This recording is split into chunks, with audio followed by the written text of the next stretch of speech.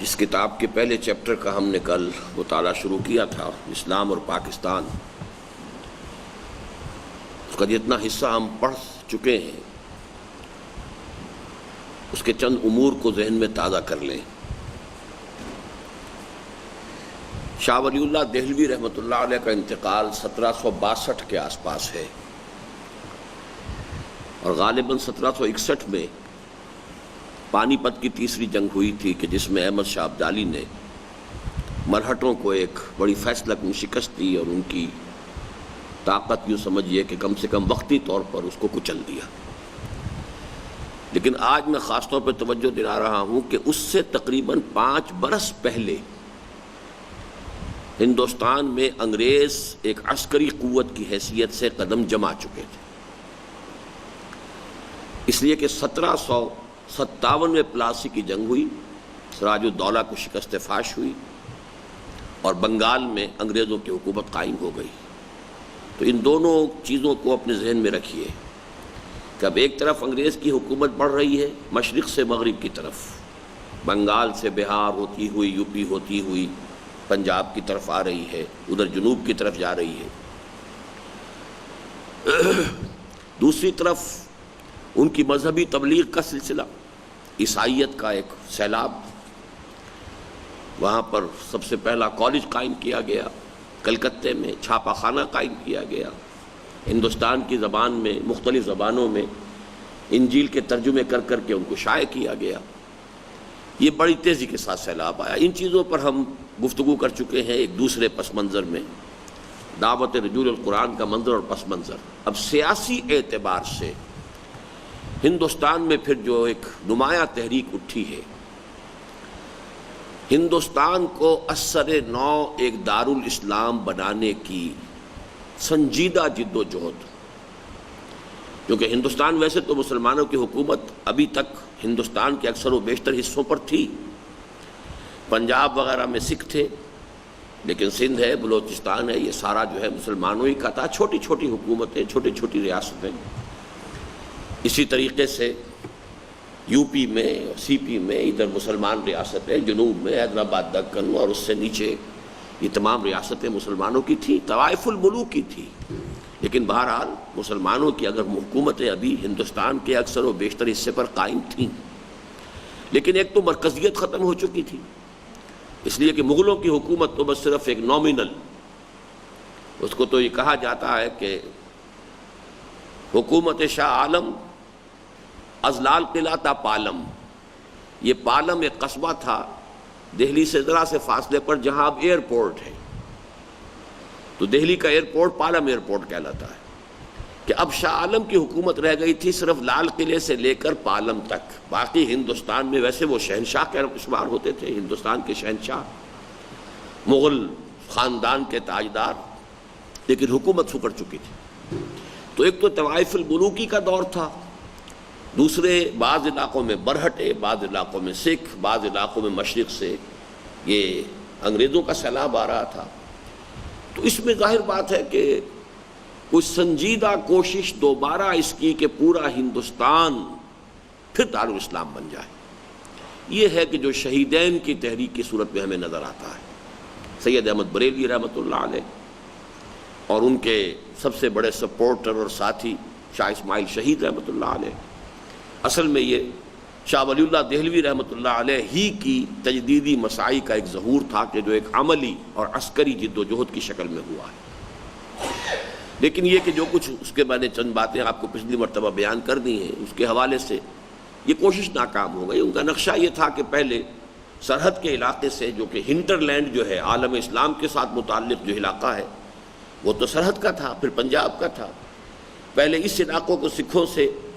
آزاد کرایا جائے، لبریٹ کرایا جائے، اور پھر یہ کہ انگریزوں سے اور دوسرے بھی جو بھی یہاں پہ طاقتیں ابھر آئی ہیں ان کے ساتھ مقابلہ کر کے تو ہندوستان کو پھر سے دارالاسلام بنایا جائے۔ اس لیے کہ شاہ عبد العزیز یہ فتویٰ دے چکے تھے کہ اب ہندوستان دارالاسلام نہیں رہا بلکہ دارالحرب ہو گیا ہے، مسلمانوں کے لیے یہ اب دارالحرب کی حیثیت رکھتا ہے۔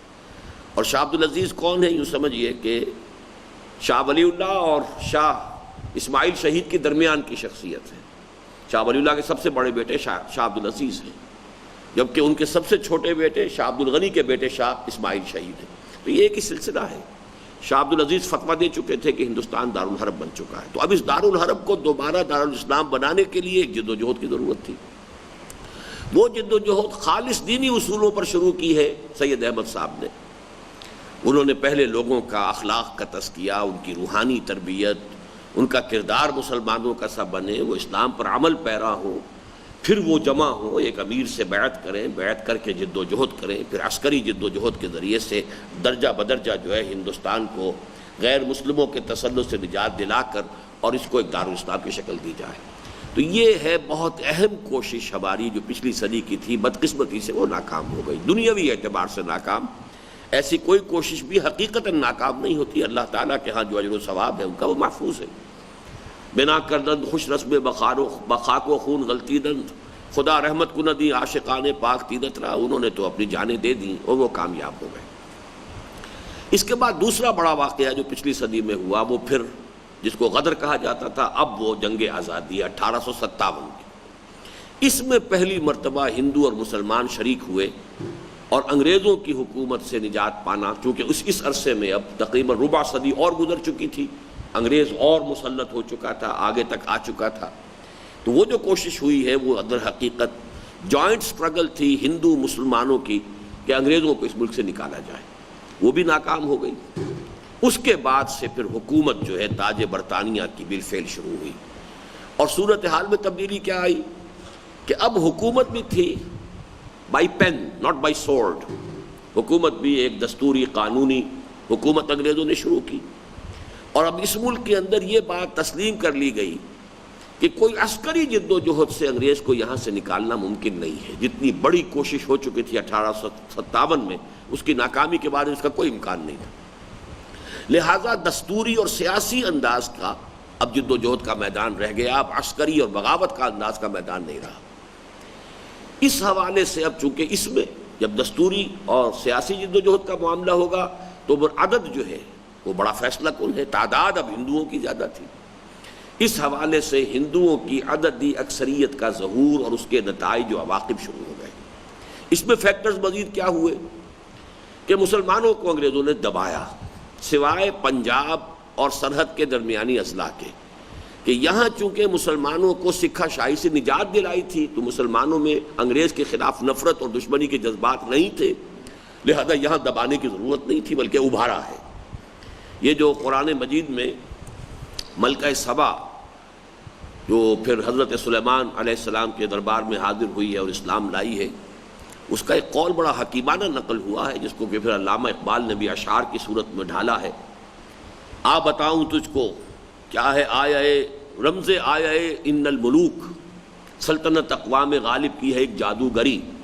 تو در حقیقت وہ قرآن مجید کی آیت یہ ہے جو ملکہ سبا نے کہا تھا اپنے درباریوں سے، ان الملوک اذا دخلوا قریۃ جعلوا اعزۃ اہلھا اذلہ۔ دیکھو اس حقیقت کو جان لو کہ جب کوئی بادشاہ کسی دوسرے ملک کو، کسی شہر کو فتح کرتا ہے تو اس کا منطقی نتیجہ یہ ہوتا ہے کہ اس کے عزت والوں کو ذلیل کر دیتا ہے۔ یہ ایک بہت ہی بڑی یوں سمجھیے کہ ایک سیاسی جو ہے پوری دنیا کے اندر جو ہمیں تاریخ کے اندر بات نظر آتی ہے کہ ہر فاتح قوم آ کر دیکھتی ہے کہ یہاں کون لوگ تھے کہ جو زیادہ باعزت تھے، باحیثیت تھے، انہیں دباتے، کیونکہ انہی میں اندیشہ ہو سکتا ہے کہ بغاوت پیدا ہو، وہ پھر کوشش کریں کہ اپنی حیثیت اور اپنا مقام جو ہے وہ حاصل کریں۔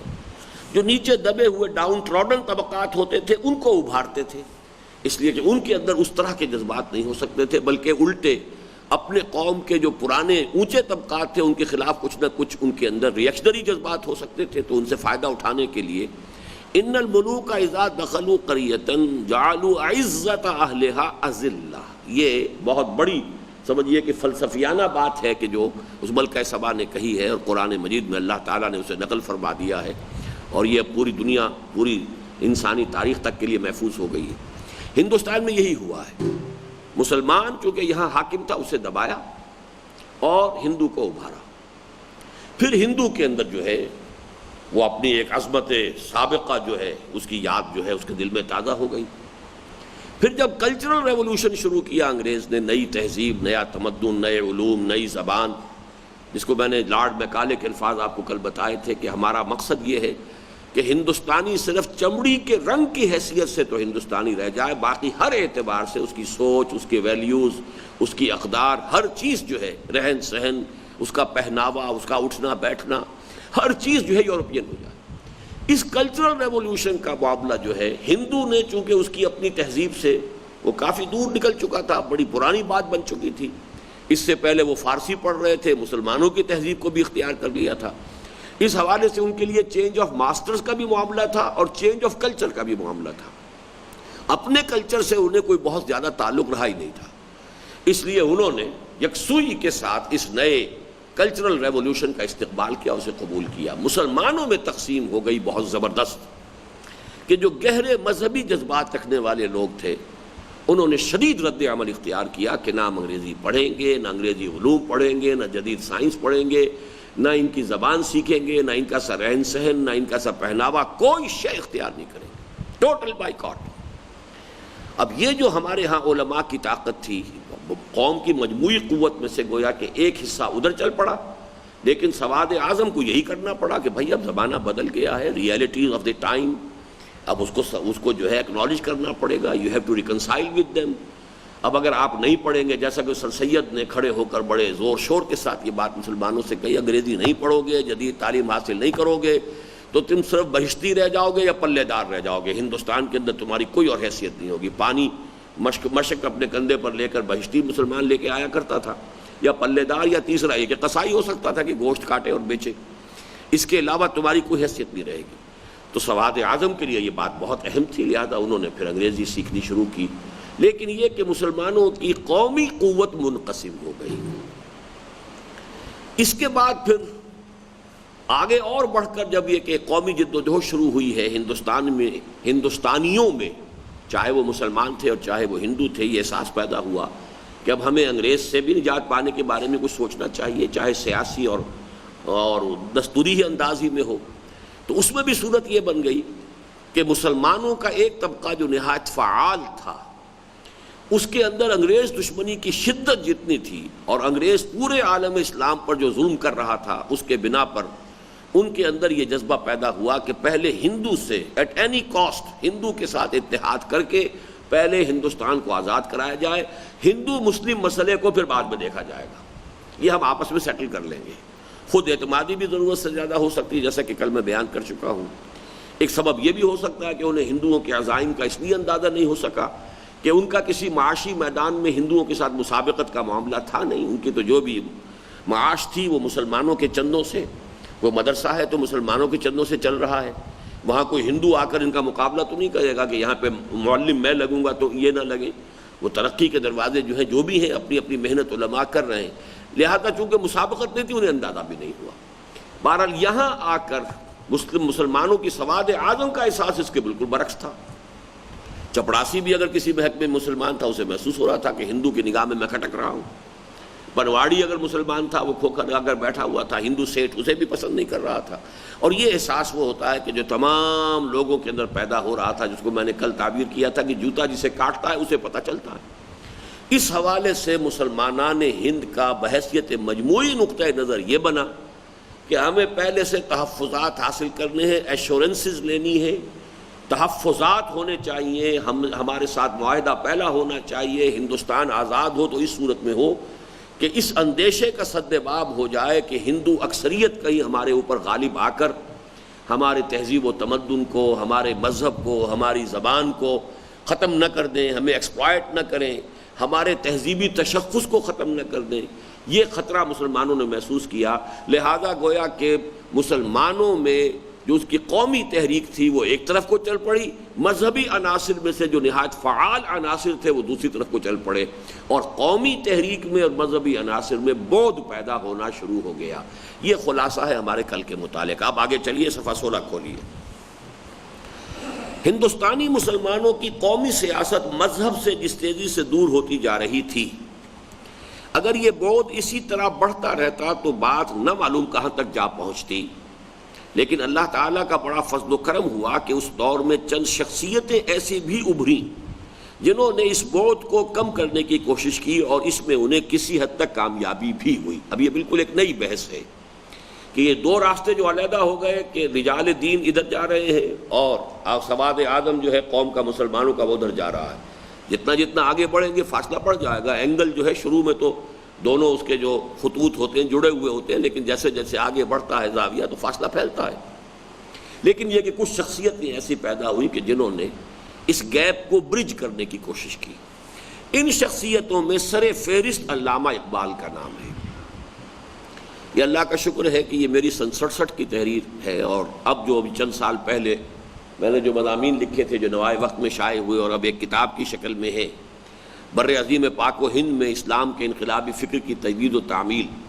اس میں بھی انہی 3 شخصیات کا تفصیل کے ساتھ اب ذکر موجود ہے۔ یہاں بہت اجمالی خاکہ ہے۔ اس کتاب میں میں نے جو شخصیات ہیں ان میں سر فہرست علامہ اقبال کو وہاں بھی لیا اور یہاں بھی لیا۔ تو گویا کہ میری سوچ جو ہے یہ سن 67 یا اس کے آس پاس جو ہے وہ پختہ ہو چکی تھی، میرے ذہن کا سانچہ بن چکا تھا۔ اب یہ ضرور ہے کہ اس کی بعض چیزیں اس وقت مجمل تھیں، بعد میں مفصل ہو گئی ہیں، اس کو کھول کر بیان کیا، لیکن ترتیب میں اور بنیادی جو اس کا بلو پرنٹ ہے اس میں کوئی فرق نہیں۔ ان شخصیتوں میں سر فہرست علامہ اقبال کا نام ہے۔ انہوں نے مسلمانوں کی قومی تحریک میں مذہبی جذبے اور رنگ کی آمیزش کی جو کامیاب کوشش کی وہ ظاہر و باہر ہے۔ ایک ملی جذبہ اور مسلمانوں کی ملی وحدت، اور مسلم ہے ہم وطن ہے سارا جہاں ہمارا، اور ہوں قبائل ہو ملت کی وحدت میں گم۔ تو اب یہ ساری چیزیں جو ہے کہ یہ مسلمان جو ہے ایک وحدت بن کر ابھرے دنیا میں، اور پھر خوشخبری اسلام کا بھی احیاء ہوگا اور ملت اسلامی جو ہے وہ بھی اب دنیا کے اندر دوبارہ ابھرے گی۔ یہ سارا در حقیقت قومی تحریک کے اندر کچھ ایک مذہبی جذبہ، بلکہ مذہبی جذبے سے زیادہ جسے اب میں نے ڈیفائن کیا احیائی جذبہ، کہ ایک تو دفاعی جذبہ تھا کہ یہ جو قوم نے راستہ اختیار کیا تھا یہ مدافعت میں کیا تھا، کہ خطرہ ہو گیا ایک بڑی قوم جو ہم سے 3 گنا زیادہ ہے، زیادہ ریسورسفل ہے، اس کے وسائل زیادہ ہیں، زیادہ دولت مند ہے، تعلیم میں بھی ہم سے آگے نکل گئے ہیں، غیر ملکی حکمران بھی ان کی پشت پناہی کر رہے ہیں، ان کی سرپرستی کر رہے ہیں۔ تو یہ جو ہے اس سے ہمیں ڈر ہے کہ یہ ہمیں ایکسپلائٹ کریں گے، ہمیں دبا دیں گے، ہماری ملی تشخص کو ختم کر دیں گے۔ تو اس سے ڈیفینسو میکینزم جو ہے، دفاعی تحریک جو ہے وہ گویا کہ مسلمانوں کی قومی جد و جہد جو ہے اسے مین ہم کہیں گے کہ اس کے اندر جو موٹیویشن تھی وہ ڈیفینسو تھی، وہ دفاعی تھی، وہ بڑی قوم کے دستبر سے اپنے آپ کو بچانے کی کوشش تھی۔ لیکن علامہ اقبال نے اس میں ایک پازیٹیو چیز شامل کی، احیاء، کہ ہمیں اگر کوئی ہمیں اب اسلام کی جو ہے کتاب ملت بیضاء کے پھر شیرازہ بندی ہے، اور 1930 میں جو انہوں نے کہا کہ ہمیں ایک خطہ ارضی علیحدہ مل جانا چاہیے، اور مجھے یقین ہے کہ مل جائے گا، اور ہمیں اس کا موقع مل جائے گا کہ ہم اسلام کی جو اصل تعلیمات ہیں کہ دور ملوکیت میں جو مسخ ہو گئی تعلیمات، ان تمام دور ملوکیت کے اثرات کو ہٹا کر صحیح اسلام جو گویا کہ دور ملوکیت سے قبل کا اسلام، دور خلافت راشدہ کا اسلام، اس کی ایک عملی شکل دنیا میں پیش کر سکیں۔ تو یہ ایک جذبہ پازیٹیو تھا، ہندوؤں سے بچانا، حفاظت کا جذبہ، یہ ڈیفینسو تھا۔ اس کو ہم سلبی کہہ سکتے ہیں، نیگیٹو کہہ سکتے ہیں، اور یہ بری بات نہیں ہے، دفاع بھی بہت ضروری شے ہے، لیکن ایک احیاء کا جذبہ تھا کہ ہمیں اسلام کو دوبارہ زندہ کرنا ہے، اسلام کا احیاء کرنا ہے، اسلام کا دنیا کے اندر جو ایک عملی نمونہ پیش کرنا ہے۔ یہ جذبہ انہوں نے مسلم قومی تحریک جو چل رہی تھی اس کو سوائے صرف ایک ڈیفینسو فینومینن کی بجائے اس کے اندر ایک پازیٹیو احیائی رنگ پیدا کیا۔ لیکن یہ بھی ظاہر ہے کہ وہ مذہبی آدمی ہرگز نہ تھے۔ ظاہر بات ہے کہ اپنے وضع قطع سے، داڑھی ان کے نہیں تھی، وہ کوئی عالم دین نہیں تھے، وہ مفتی نہیں تھے، میں نہ عارف، نہ مجدد، نہ محدث، نہ فقیہ، صاف کہتے ہیں۔ تو مذہبی شخصیت وہ بھی نہیں تھے، چاہے فکر کے اعتبار سے ان کا بہت بلند مقام ہے اسلامی فکر کا، لیکن یہ بھی ظاہر ہے کہ وہ مذہبی آدمی ہرگز نہ تھے، لہذا ان کی کوششوں سے قومی تحریک میں کم از کم وقتی طور پر مذہبی روح تو ایک حد تک پیدا ہو گئی، لیکن مذہبی طبقوں سے اس کا بعد کسی طرح کم نہیں ہوا۔ مذہبی طبقات تو علماء کرام تھے جو کہ جن کی ایک حیثیت تھی، جو خطیب تھے، مساجد کے ائمہ تھے، مدرسوں کے اندر قال اللہ قال الرسول کا جو سلسلہ ہے اسے جاری رکھے ہوئے تھے، مذہبی طبقات تو وہ تھے۔ تو قومی تحریک کی مذہبی جو طبقات سے جو اس کا بعد پیدا ہو گیا تھا اس میں تو کمی نہیں ہوئی، لیکن خود قومی تحریک میں کسی نہ کسی درجے میں ایک مذہبی رنگ پیدا ہو گیا، ایک مذہبی جذبے کی آمیزش ہو گئی علامہ اقبال کے ذریعے سے۔ علامہ کے ساتھ ہی ایک دوسری عظیم شخصیت جس نے ایک بار حکومت الہیہ کا نعرہ لگا کر امت مسلمہ کی عمر رفتہ کو آواز دی اور امام الہند کا خطاب پایا، وہ مولانا ابوالکلام مرحوم کی تھی۔ اب یہ ذہن میں رکھیے کہ علامہ اقبال کی پیدائش جو ہے وہ 1776 یا 77 کی ہے، غالباً 1877 کی، اور یہ ہے 1888 کی پیدائش۔ 11 برس کا فصل ہے، یہ ہم پڑھ چکے ہیں، وہ جو دعوت رجوع القرآن کا منظر و پس منظر، اور یہ دوسرے جو کتاب تھی انقلابی فکر کی تجدید و تعمیل کے جو چیپٹرز ہم نے پڑھے، ان میں یہ چیزیں آ چکی ہیں۔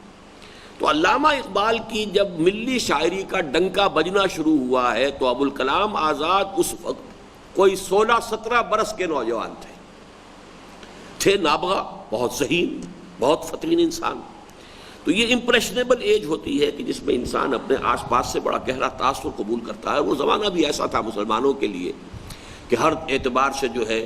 وہ، جیسا کہ آپ کو معلوم ہے، بعد میں اس وقت تو بلقان ہی کے اندر معاملہ چل رہا تھا، پھر جنگ عظیم اول کا دور آیا ہے، تو وہ بہت ہی ہیجانی دور بھی تھا مسلمانوں کا۔ اس میں جو ذہین بچے ہوتے تھے وہ بہت زیادہ بیدار اور چاق و چوبند ہوتے تھے، اور حالات سے ان کا گہرا تاثر جو ہے اور اس کے بارے میں ان کے تصورات بہت واضح ہوتے تھے۔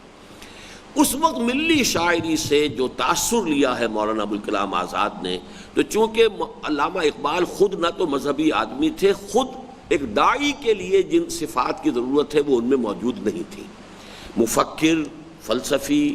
دانا، حکیم انسان، اپنے خیالات کے اندر گم رہنا، اب یہ کچھ اور چیزیں ہوتی ہیں۔ میدان میں آ کر داعی بن کر کھڑے ہونا، لوگوں کو للکارنا، جمع کرنا، جماعت بنانا، لوگوں کی تنقیدیں پھر برداشت کرنا، یہ اس کے کچھ اور ہی تقاضے ہیں۔ تو علامہ اقبال کا مزاج چونکہ وہ نہیں تھا، لہذا وہ کوئی کوشش نہیں کر سکے عملی۔ لیکن میرا فیصلہ یہ ہے کہ علامہ ہی کے زیر اثر مولانا ابوالکلام آزاد کھڑے ہوئے ہیں۔ ملی جذبے کی آبیاری اس میں علامہ اقبال کے کلام سے ہوئی ہے، چاہے ابوالکلام آزاد نے اسے کبھی تسلیم نہیں کیا۔ لیکن یہ ہے کہ 1912 میں الہلال انہوں نے جاری کیا ہے، اور اس وقت تک علامہ اقبال کی ملی شاعری کا ڈنکا بج چکا تھا اور وہ جذبات سامنے آ چکے تھے۔ اور اس کے بعد سے لے کے 1913 میں انہوں نے حزب اللہ قائم کی بیعت کی بنیاد پر۔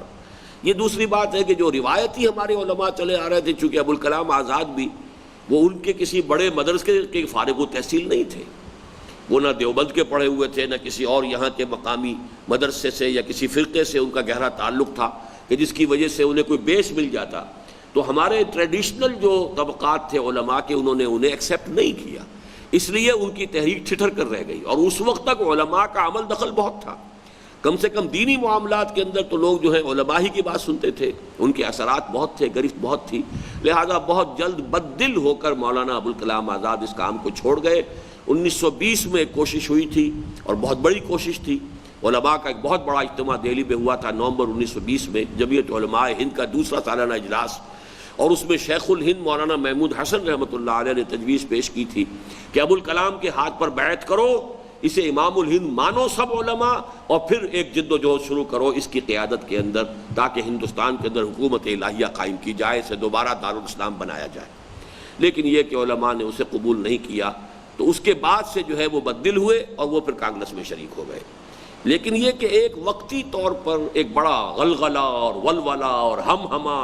اور زور شور کی بات، الہلال اور البلاغ کی دعوت میں حکومت الہیہ کا نعرہ، خلافت کا نعرہ، اور امر بالمعروف نہی عن المنکر کا نعرہ، جماعت کا نعرہ، یہ حدیث کہ انی آمرکم بخمس بالجماعت والسمع والطاعت والہجرت والجہاد فی سبیل اللہ، یہ تمام چیزیں جو ہے مولانا ابوالکلام آزاد نے ایک دفعہ ہندوستان میں جو بھی مسلمانوں کے پڑھے لکھے طبقات تھے ان کے بہت بڑے حلقے کے اندر یہ پوری دعوت جو ہے تازہ کر دی۔ تو یہ پڑھ لیجئے۔ علامہ کے ساتھ ہی ایک دوسری عظیم شخصیت جس نے ایک بار حکومت الہیہ کا نعرہ لگا کر امت مسلمہ کی عمر رفتہ کو آواز دی اور امام الہند کا خطاب پایا، وہ مولانا ابوالکلام مرحوم کی تھی، جنہوں نے الہلال اور البلاغ کی ولولہ انگیز دعوت کے ذریعے ایک بار اسلامیان ہند کے دل میں پھر سے قرون اولیٰ کی یاد تازہ کر دی۔ لیکن وہ بھی جلد ہی، جبکہ ابھی ان کی زوردار دعوت کی صدائے بازگشت خود ان کے اپنے کانوں تک بھی نہ پہنچ پائی تھی، اس کام سے دستبردار ہو گئے۔ تاہم ان کی دعوت سے بھی وقتی طور پر ایک دینی جذبہ ہندوستان کی پوری مسلم قوم میں تازہ ہو گیا۔ تو ہمارا اس وقت چونکہ مطالعے کا جو میدان ہے وہ ہے قومی جد و جہد اور قومی جو ہماری تحریک کس طریقے سے بڑھ رہی تھی. تو گویا کہ اسلام سے مذہبی طبقات سے جو بعد پیدا ہوتا جا رہا تھا اس میں پہلی کمی کسی درجے میں اب علامہ اقبال کے ذریعے ہوئی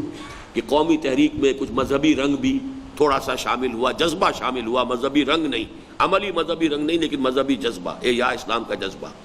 دوسری یہ کہ کوشش مولانا ابوالکلام آزاد کی، چونکہ وہ بھی بڑے پیمانے پر انہوں نے ہندوستان کے مسلمانوں کو متاثر کیا. باقی یہ میدان سے کیوں ہٹے، کیا اسباب ہوئے، یہ ایک علیحدہ موضوع ہے. اس پر میں نے اپنی اس کتاب میں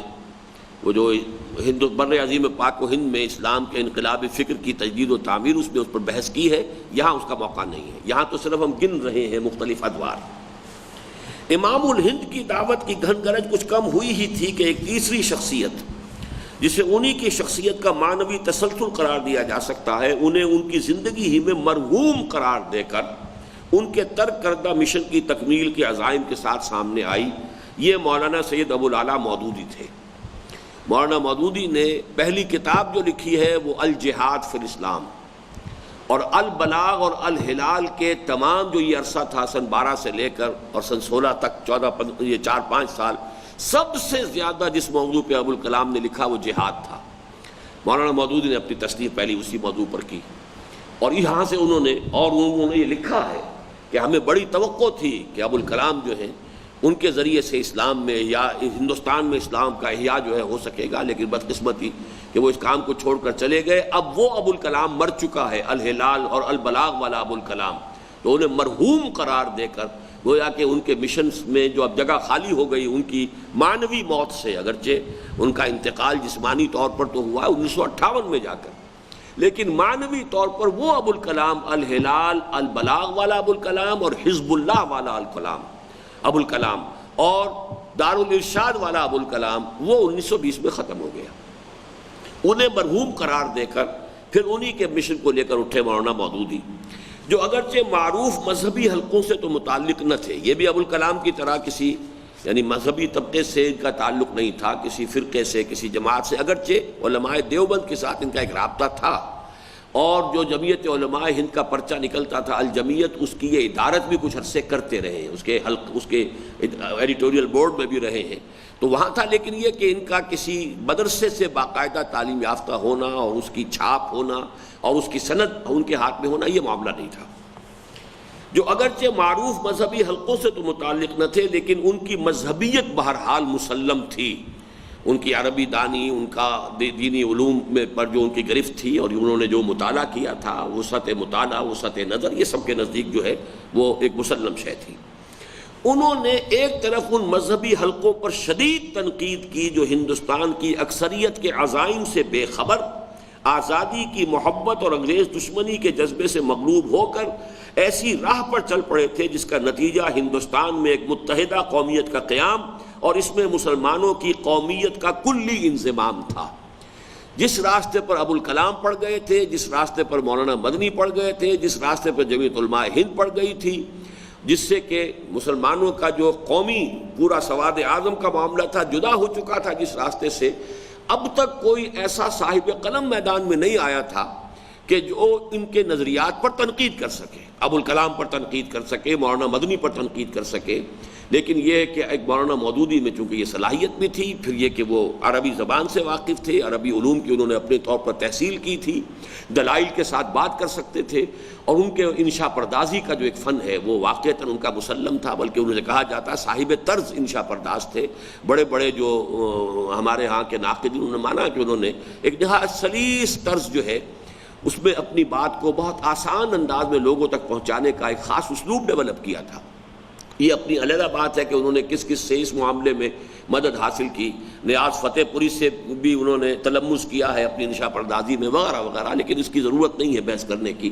لیکن اصل میں بات کیا ہے کہ پہلی مرتبہ کسی صاحب قلم نے متحدہ قومیت کا جو زور شور کے ساتھ علماء کا ایک بڑا طبقہ اس کو لے کر اٹھ کھڑا ہوا تھا، اس پر زوردار تنقید کی ہے پہلی مرتبہ مولانا مودودی نے، اور وہ تنقید بڑی جاندار بھی تھی، بڑی مؤثر بھی تھی. اس طرح ان کے قلم نے گویا پہلی بار مسلمانان ہند کے سواد اعظم کے دلی احساسات کی ترجمانی مدلل و مفصل طور پر کی، چنانچہ قوم نے ان کا پرجوش خیر مقدم کیا۔ علامہ اقبال نے بھی اسی لیے ان کو پسند کیا، علامہ اقبال نے ان کی تعریفیں کی، علامہ اقبال نے پھر ان کو دعوت دی کہ آپ یہ حیدرآباد دکن سے ہجرت کریں اور ترک وطن کریں، وہاں آپ کی بات کے سننے اور سمجھنے والے نہیں ہیں، پنجاب میں آئیے، یہ زمین زرخیز ہے، یہاں لوگ کھلے ذہن کے ساتھ آپ کی بات کو سنیں گے۔ تو یہ ساری چیزیں علامہ اقبال کے ساتھ ان کے ایک تعلق کو ظاہر کرنے والی ہیں۔ چونکہ علامہ اقبال ہی در حقیقت جداگانہ قومیت کے فلسفیانہ سطح پر وہی واحد شخص تھے کہ جنہوں نے مسلم قومیت کو اور مسلم نیشن ہوڈ کو اور مسلمانوں کے جداگانہ قومی تصور کو ایک فلسفے کی حیثیت سے اجاگر کیا۔ اب اس کو ایک بڑے پیمانے پر عام فہم انداز میں، اب ظاہر بات ہے علامہ اقبال کا خطبہ الہ آباد جو ہے آج بھی اچھے بھلے آدمیوں کے لیے اس کا سمجھنا جو ہے خاصا مشکل ہے۔ وہ جس انداز میں بات کرتے ہیں، جو خطبات ان کے ہیں، وہ تو خیر بہت ہی دقیق چیز ہے، اس کا سمجھنا تو جب تک کہ کوئی شخص فلسفے کا باقاعدہ طالب علم نہ رہا سمجھنا اس کا ممکن ہی نہیں ہے۔ لیکن وہ سیاسی خطبہ بھی جو انہوں نے دیا ہے، جو خطبہ الہ آباد 1930 کا ہے، اس کا بھی سمجھنا پڑھنا بھی آسان نہیں۔ ان کا اپنی ایک سطح تھی ذہنی، فکری اور عقلی اور علمی، منطقی، فلسفیانہ، وہ اسی پر کلام کر سکتے تھے۔ مولانا مودودی نے اس کو پھر بہت عام فہم انداز میں، اس کو سلیس انداز میں بڑے پیمانے پر پھیلایا، لہذا قوم نے ان کا خیر مقدم کیا۔ دوسری طرف اور دوسرا کام جو مولانا مودودی نے کیا وہ بہت اہم ہے، اس کو بھی اب نوٹ کر لیجئے۔ دوسری طرف انہوں نے اپنے مخصوص کلامی انداز میں ہندوستان کے مسلمانوں کو دین کی طرف متوجہ کیا اور مغرب کے ملحدانہ افکار و نظریات کا پرزور ابطال کر کے اسلام کی حقانیت اور خصوصاً اس کے ایک مکمل اور بہترین نظام حیات ہونے کو واضح کیا۔ یہ معاملہ بھی میں سمجھتا ہوں کہ اصلاً علامہ اقبال کر چکے تھے۔ مغرب کی تہذیب کو جس طریقے سے انہوں نے للکارا ہے، دیار مغرب کے رہنے والوں، خدا کی بستی دکان نہیں ہے، کھڑا جسے تم سمجھ رہے ہو وہ ابزر کا معیار ہوگا، تمہاری تہذیب اپنے خنجر سے آپ ہی خودکشی کرے گی، جو شاخ نازک پہ آشیانہ بنے گا ناپائیدار ہوگا۔ تو یہ کر چکے تھے وہ، لیکن اس کی بھی جو شرح کی اور جو اس کو تفصیل سے بیان کیا، اور یہ حاکمیت کا تصور جو ہے اللہ کی حاکمیت کا، یہ علامہ اقبال پیش کر چکے تھے، لیکن پورے ایک اسلام کے سیاسی نظام کو اس کی بنیاد پر ڈیولپ کر کے دکھانا یہ مولانا مودودی نے کام کیا۔ تو جو کام اس میدان میں کیا تھا، مغربی تہذیب اور اس کے اصول و مبادی کے خلاف اسلامی تہذیب اور اس کے اصول و مبادی کی وضاحت، یہ دوسرا بڑا کام ہے جو مولانا مودودی نے کیا ہے۔ پہلا کام قومی سطح پر متحدہ قومیت پر تنقید، اور شدید تنقید اور مدلل تنقید، اور کتاب و سنت کے حوالے سے تنقید، جس سے کہ علماء کا جو رعب تھا، ظاہر بات ہے کہ اگرچہ سواد اعظم نے علماء کے راستے کو اختیار نہیں کیا تھا، لیکن پھر بھی ان کا جو ایک رعب تھا، ان کی جلالت قدر تھی، ان کا تقدس تھا، ان کا ذہنوں کے اوپر جو ہے ایک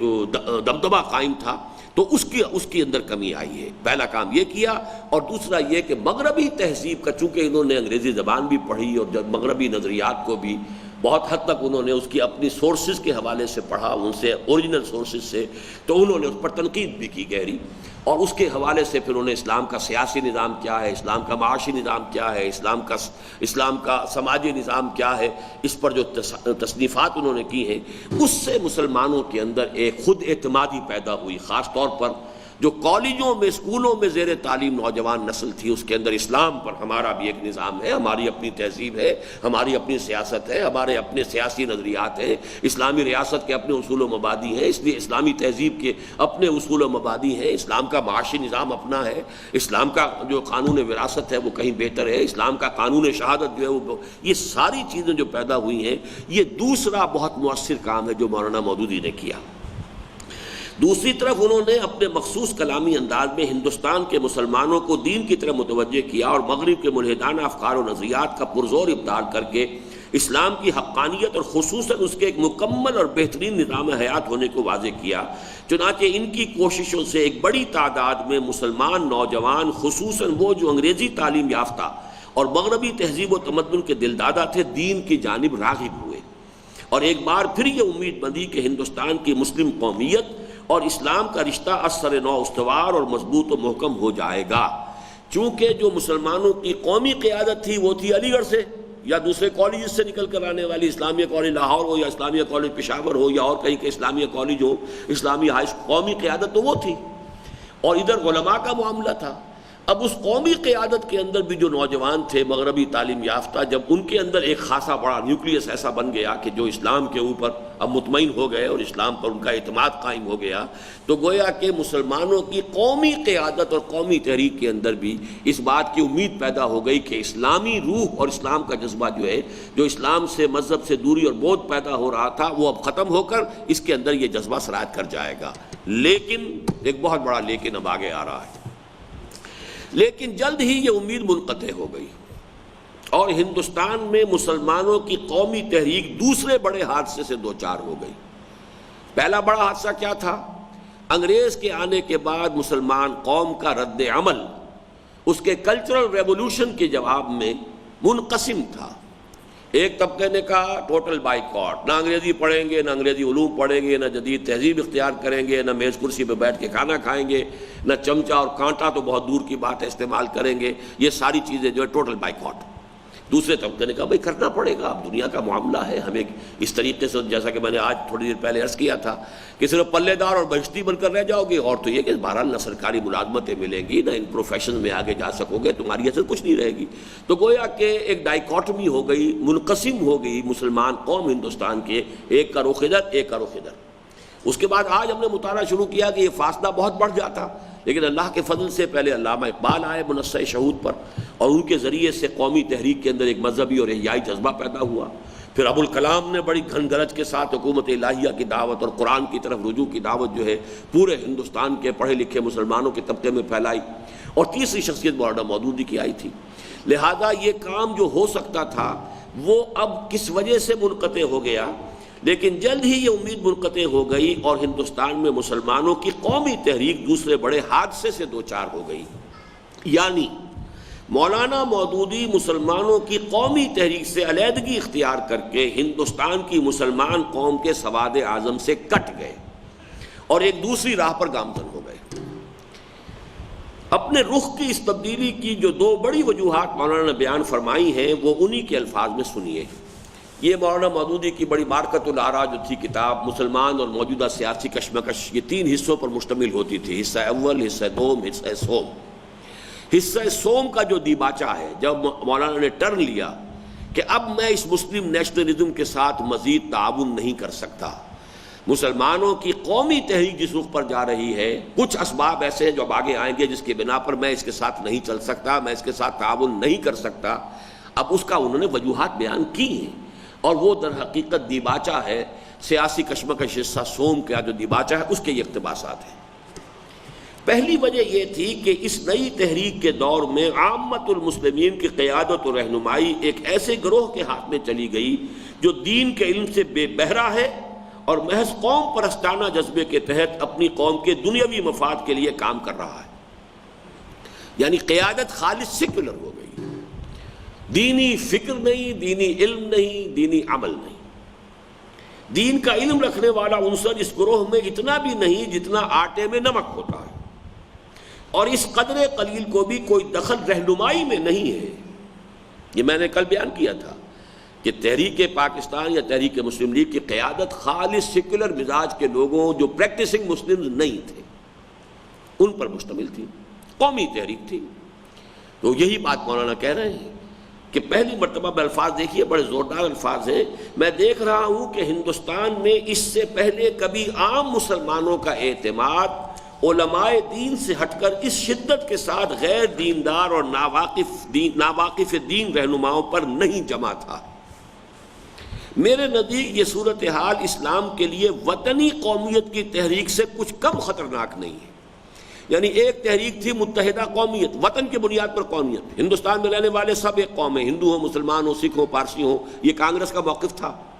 اور اس کی تائید ہو رہی تھی بالواسطہ کہ جو علماء کے طبقے سے ہو رہی تھی، مولانا مدنی اور مولانا ابوالکلام آزاد اور پوری جمعیت علماء ہند۔ تو اس کے خلاف پہلے مولانا مودودی نے تنقیدیں کی، اسی وجہ سے قومی تحریک میں ان کا خوش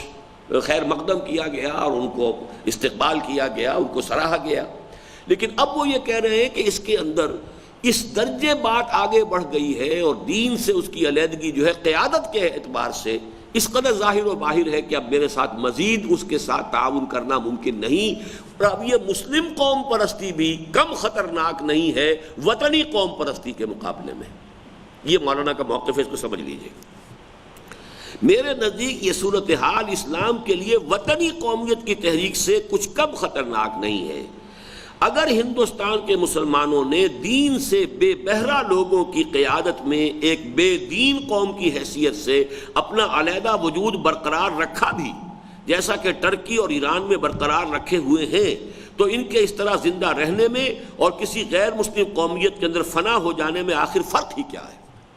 دیکھیے، اب آپ اس کے اندر جذبات کی شدت تو محسوس کر سکتے ہیں، وہ میرا بھی ایک پوائنٹ آف ویو ہے اس میں، لیکن یہ کہ بات تو 100% درست ہے اصولی اعتبار سے کہ مسلمان اگر علیحدہ قوم ہے تو وہ اسلام کی وجہ سے ہے. اسلام ایک دین ہے، ایک مذہب ہے، اس کے عقائد ہیں، اس کے شعائر ہیں، اس کی عبادات ہیں، اس کے تمام چیزیں، اس کی اپنی تہذیب ہے. اب ان تمام چیزوں سے تو قطع تعلق ہو جائے، نہ وہ شاعر دین سے تعلق ہے، نہ علم دین سے تعلق ہے، نہ ان تمام چیزوں سے کوئی تعلق ہے، نہ عبادات کے ساتھ کوئی معاملہ ہے، اور ایک قومی تحریک لے کر چل رہے ہیں، تو وہ ایک قوم جو ہے وہ اگر اپنے وجود کو علیحدہ برقرار رکھ بھی لے جبکہ اس کا جو ہے دین کے ساتھ کوئی رشتہ نہ رہا ہو، جیسے ترکی میں ہو گیا تھا، اور صحیح لکھا ہے مولانا نے اس زمانے میں. اب یہ تحریر ان کی 1939 کے آس پاس کی ہے جو اس وقت میں آپ کو سنا رہا ہوں. اس وقت کے ترکی کو ذہن میں رکھیے کہ یہ مصطفیٰ کمال پاشا کا دور ہے. 1938 میں انتقال ہوا مصطفیٰ کمال پاشا کا بھی اور علامہ اقبال کا بھی. میری عمر اس وقت 6 برس تھی، اور کبھی کبھی میں حیران ہوا کرتا ہوں کہ اس وقت جیسا کہ میں نے عرض کیا ہے کہ قومی زندگی کے حالات کچھ ایسے تھے کہ بچپنے ہی سے بڑا شعور جو ہے ڈیولپ ہو جاتا تھا. مجھے اب بھی یاد ہے کہ علامہ اقبال کی موت کو بھی اور مصطفیٰ کمال پاشا کی موت کو بھی میں نے ایک ذاتی صدمے کی حیثیت سے محسوس کیا at the age of 6 years. اس درجے اس وقت جو ہے شعور مسلمانوں کا جو ہے عام سطح جو ہے شعور کی اتنی بلند ہو چکی تھی. 32 کی میری پیدائش ہے، 38 میں ان دونوں کا انتقال ہوا. تو ظاہر بات ہے کہ مصطفیٰ کمال پاشا نے ترکی کو جس رخ پر ڈالا، خالص سیکولر، عربی زبان کے اوپر پابندی، عربی اذان پر پابندی، لباس جو ہے یورپین لازم، پردے اٹھا دیے، برقعے جلا دیے، یہ سارے کام جو کیے کہ تمام، اور رومن لا کو لا کر پرسنل لا میں بھی، یعنی یہاں تک کہ ذاتی نکاح طلاق کے معاملات میں بھی رومن لا کو لا کر نافذ کر دیا. اسلام کا نام و نشان مٹانے کی کوشش کی ہے مصطفیٰ کمال پاشا نے. تو مولانا جو کہہ رہے ہیں وہ ٹھیک کہہ رہے ہیں کہ اس طرح سے ایک نام کے مسلمان قوم دنیا میں رہ بھی جائے تو حاصل کیا ہوگا اگر اس کا اسلام سے تعلق نہ رہے. تو ہمیں تو مسلمان قوم کے ساتھ جو تعلق ہے وہ اسلام کے حوالے سے.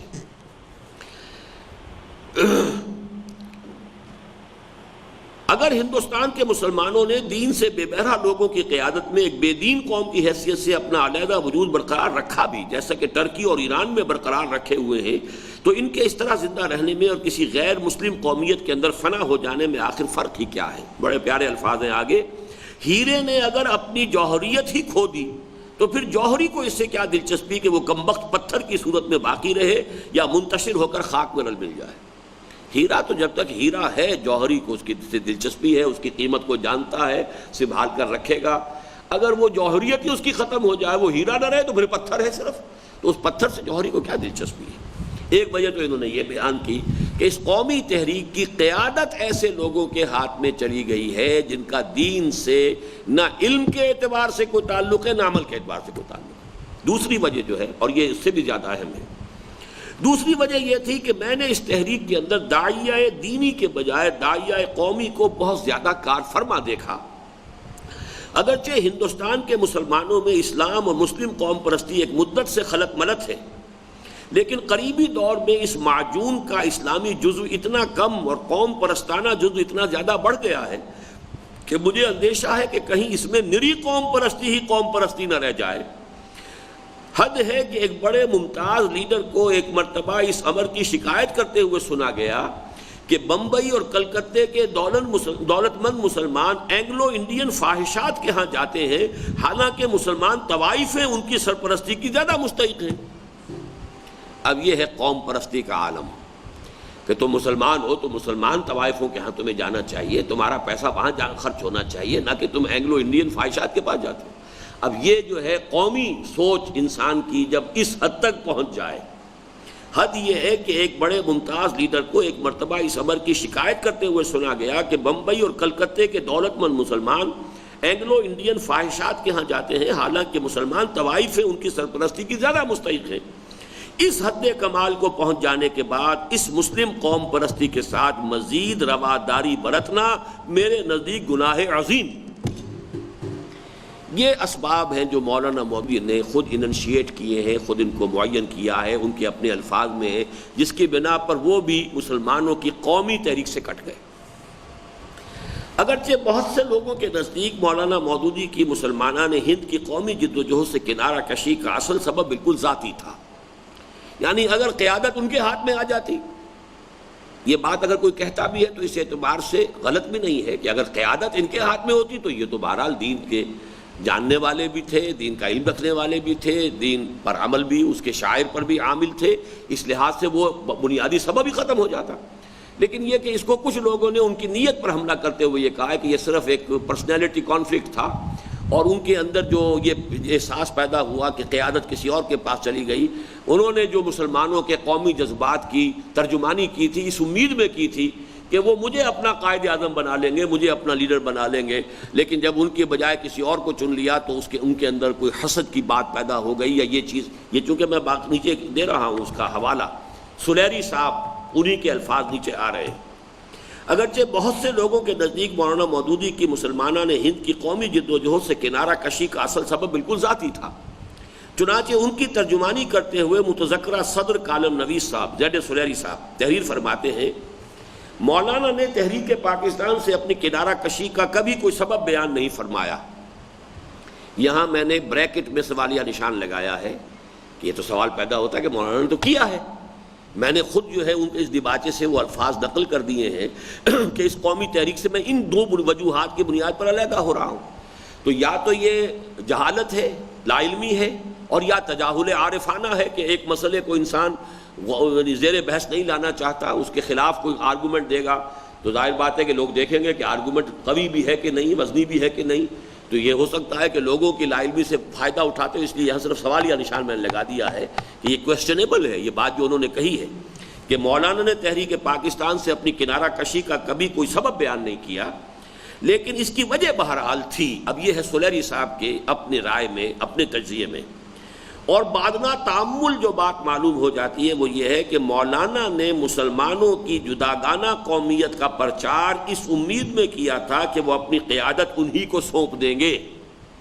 لیکن جب یہ واضح ہو گیا کہ مسلمانوں نے جس شخص کی صدا پر کان دھرا وہ بجائے ان کے قائد اعظم تھے، تو انہوں نے اس پورے نقشہ کار ہی کو تج دیا، گویا مولانا مودودی کی غداری کا اصل سبب خالص ذاتی تھا۔ یہ رائے ہے ان کی، میں نے اس کے اوپر جو اپنی رائے دی ہے وہ پڑھ لیجئے، لیکن اس وقت ہم اس بحث میں الجھنے کو صحیح لا حاصل سمجھتے ہیں، بلکہ ہمارے نزدیک مولانا نے سن 40-41 میں مسلمانان ہند کی قومی تحریک سے کٹ کر اپنے لیے جو کام تجویز کیا، یعنی قومی سطح سے بلند اور گروہی مفادات سے بالا ہو کر خالصتاً اللہ کے دین کی دعوت اور تبلیغ و اشاعت، اور وہ بھی خالص علمی و فکری انداز میں، وہ یقیناً قومی جد و جہد کے مقابلے میں بہت اعلیٰ اور عرفہ تھا۔ یہ میری رائے اس وقت بھی تھی اور اب بھی تھی کہ اگرچہ میرے خیال میں جو آگے ہم دیکھیں گے کچھ اقتباسات کے مولانا مودودی نے قومی تحریک پر جو تنقیدیں پھر کی ہیں، یہ تو سن 40 یا ابھی میں نے 39 کے آپ کو اقتباسات سنائے ہیں، اس کے بعد جب یہ تحریک بڑھی اور مولانا نے سن 41 میں جماعت اسلامی قائم کر لی، اب دو جماعتوں کا جو ہے نظام کا، ان کی سوچ کا، ان کے پروگرام کا، ان کے نقطہ نظر کا، ان کے نظریات کا تصادم ظاہر بات ہے ہوتا ہے جب ایک ہی معاشرے میں دو چیزیں چل رہی ہوں۔ اگرچہ مین کرنٹ مسلم لیگ کا تھا، لیکن ایک چھوٹی سی سمجھ لیجیے لہر جو ہے وہ جماعت اسلامی کی بھی تھی، تب اس میں تصادم تو ہوتا ہے۔ اس تصادم کے ضمن میں جو مولانا کے تبصرے آئے ہیں وہ میرے نزدیک زیادہ تلخ ہیں، جیسے کہ میں نے کل مانا تھا کہ میرے اپنے تبصرے جو ہیں مولانا مودودی پر اس کتاب میں وہ بھی تلخ ہیں۔ وہ بات میں نرم انداز میں بھی کہہ سکتا تھا کہ بات وہی ہو لیکن الفاظ جو ہیں وہ نرم استعمال کیے جائیں۔ ایک طریقہ یہ ہوتا ہے کہ بات بھی اور ہو بھی الفاظ بھی سخت ہو، تو اب یہ چیز جو ہے جو میں نے کی غلطی، میرے نزدیک وہی غلطی مولانا مودودی نے کی تھی اس دور میں مسلم لیگ کی تحریک کے بارے میں۔ لیکن یہ اپنی جگہ پر میرا موقف ہے کہ مولانا نے قومی موومنٹ سے کٹ کر جو کام اپنے لیے رکھا، ایک اصولی اسلامی دعوت غیر مسلموں کو بھی اور مسلمانوں کو بھی، غیر مسلموں کو دعوت کہ وہ اسلام لے آئیں، اسلام کو قبول کریں، مسلمانوں کو دعوت کہ جس اسلام کا دعویٰ کرتے ہیں اس پر عمل کریں، اس کی پیروی کریں، اس کو اختیار کریں، عملاً اس تہذیب اور تمدن کو باقاعدہ اختیار کریں۔ پھر یہ کہ ان لوگوں کو جمع کر کے ایک حکومت الہیہ کا ایک نظام دنیا میں دوبارہ قائم کیا جائے، اور وہی پھر دارالاسلام جو ہے وہ خلافت کا نظام قائم ہوا۔ یہ کام یقیناً قومی جد و جہد کے مقابلے میں بہت اعلیٰ تھا، عرفہ تھا، بہت اونچا تھا۔ اگرچہ قومی جد و جہد میں مسلمانوں کا حصہ لینا بھی کوئی حرام کام نہیں تھا،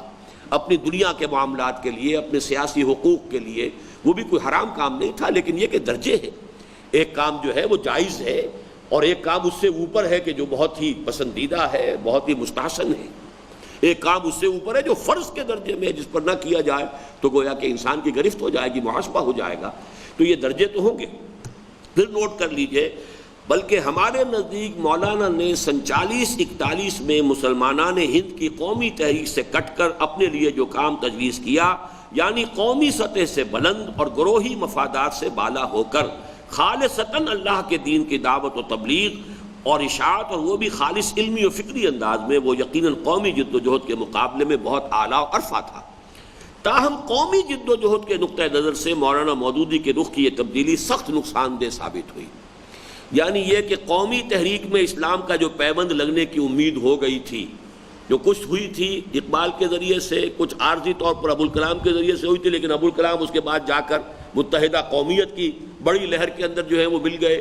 اب ایک مقام مولانا مودودی کو حاصل ہوا تھا کہ اس قومی تحریک کے اندر کچھ اسلامی رنگ، اسلامی جذبہ پیدا کر سکیں۔ اب مولانا نے جب اس سے علیحدہ ہو کر اپنا راستہ علیحدہ بنا لیا تو اس سے اس مسلم قومیت کو ایک تو ضعف پہنچا، اور ایک یہ کہ اس کے اندر اب مذہبی جذبے اور مذہبی فکر کی آمیزش کی جو توقع ہو گئی تھی وہ معدوم ہو گئی۔ تاہم قومی جد و جہد سے کے نقطہ نظر سے مولانا مودودی کے رخ کی یہ تبدیلی سخت نقصان دہ ثابت ہوئی۔ اس سے نہ صرف یہ کہ مسلمانوں کی قومی تحریک کے اسلام سے حقیقی و معنوی بعد میں مزید اضافہ ہو گیا، بلکہ طبقہ متوسط کے نہایت مخلص اور سرگرم کارکنوں کی ایک بہت بڑی تعداد بھی قومی جد و جہد سے لا تعلق ہو گئی۔ 1946 کا الیکشن جو نہایت کروشل تھا پاکستان کے لیے،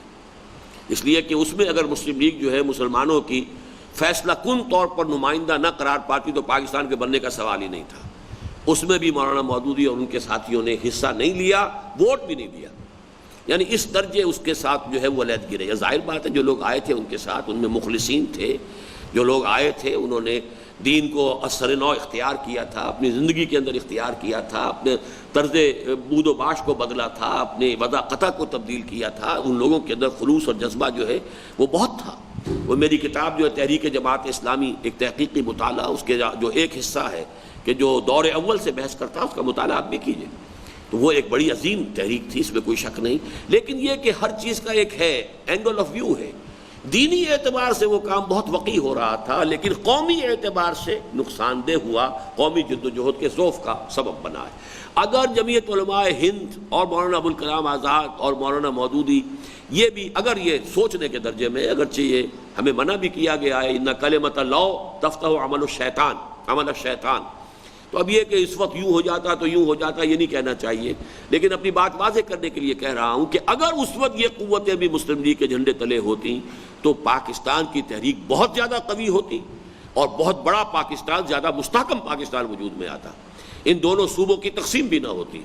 اور اس کے بعد جو ہے یہ یعنی اس کی امید جو ہے بہت بلند ہوتی۔ لیکن یہ کہ بہرحال مسلم لیگ نے تنہا اس کام کو کیا، احرار ان کے مخالف، خاکسار ان کے مخالف، جماعت اسلامی ان کے مخالف، جمعیت علماء ہند کی بہت بڑی طاقت ان کے مخالف، نیشنلسٹ علماء اور جو کانگریس کے اندر کارکن تھے وہ ان کے مخالف۔ تو یہ جو تحریک تھی بہرحال اگر ان تمام عناصر نے بھی مسلمان قوم نے یکجہتی کے ساتھ یہ کام کیا ہوتا تو وہ تحریک زیادہ مضبوط ہوتی اور زیادہ بڑے اور وسیع حلقے میں پاکستان جو ہے وہ قائم ہوا ہوتا۔ یہ کشمیر کا مسئلہ بھی پیدا نہیں ہو سکتا تھا، اس لیے کہ یہ تو پنجاب کی تقسیم سے پیدا ہوا ہے، پنجاب کی تقسیم، اور اس کے بعد باؤنڈری کمیشن نے غلط فیصلہ دے کر اور کشمیر کو وہ راستہ دے دیا کہ جس سے ہندوستان کا تعلق جو ہے کشمیر کے ساتھ قائم ہو گیا، ورنہ یہ گرداسپور کا ضلع جو ہے جس سے راستہ گزرتا ہوا جاتا ہے، اگر یہ نہ ہوتا بھارت میں تو اس کا سوال ہی پیدا نہیں ہوتا کہ کشمیر کا راجہ کبھی سوچ بھی سکتا کہ وہ ہندوستان میں شامل ہو سکتا ہے۔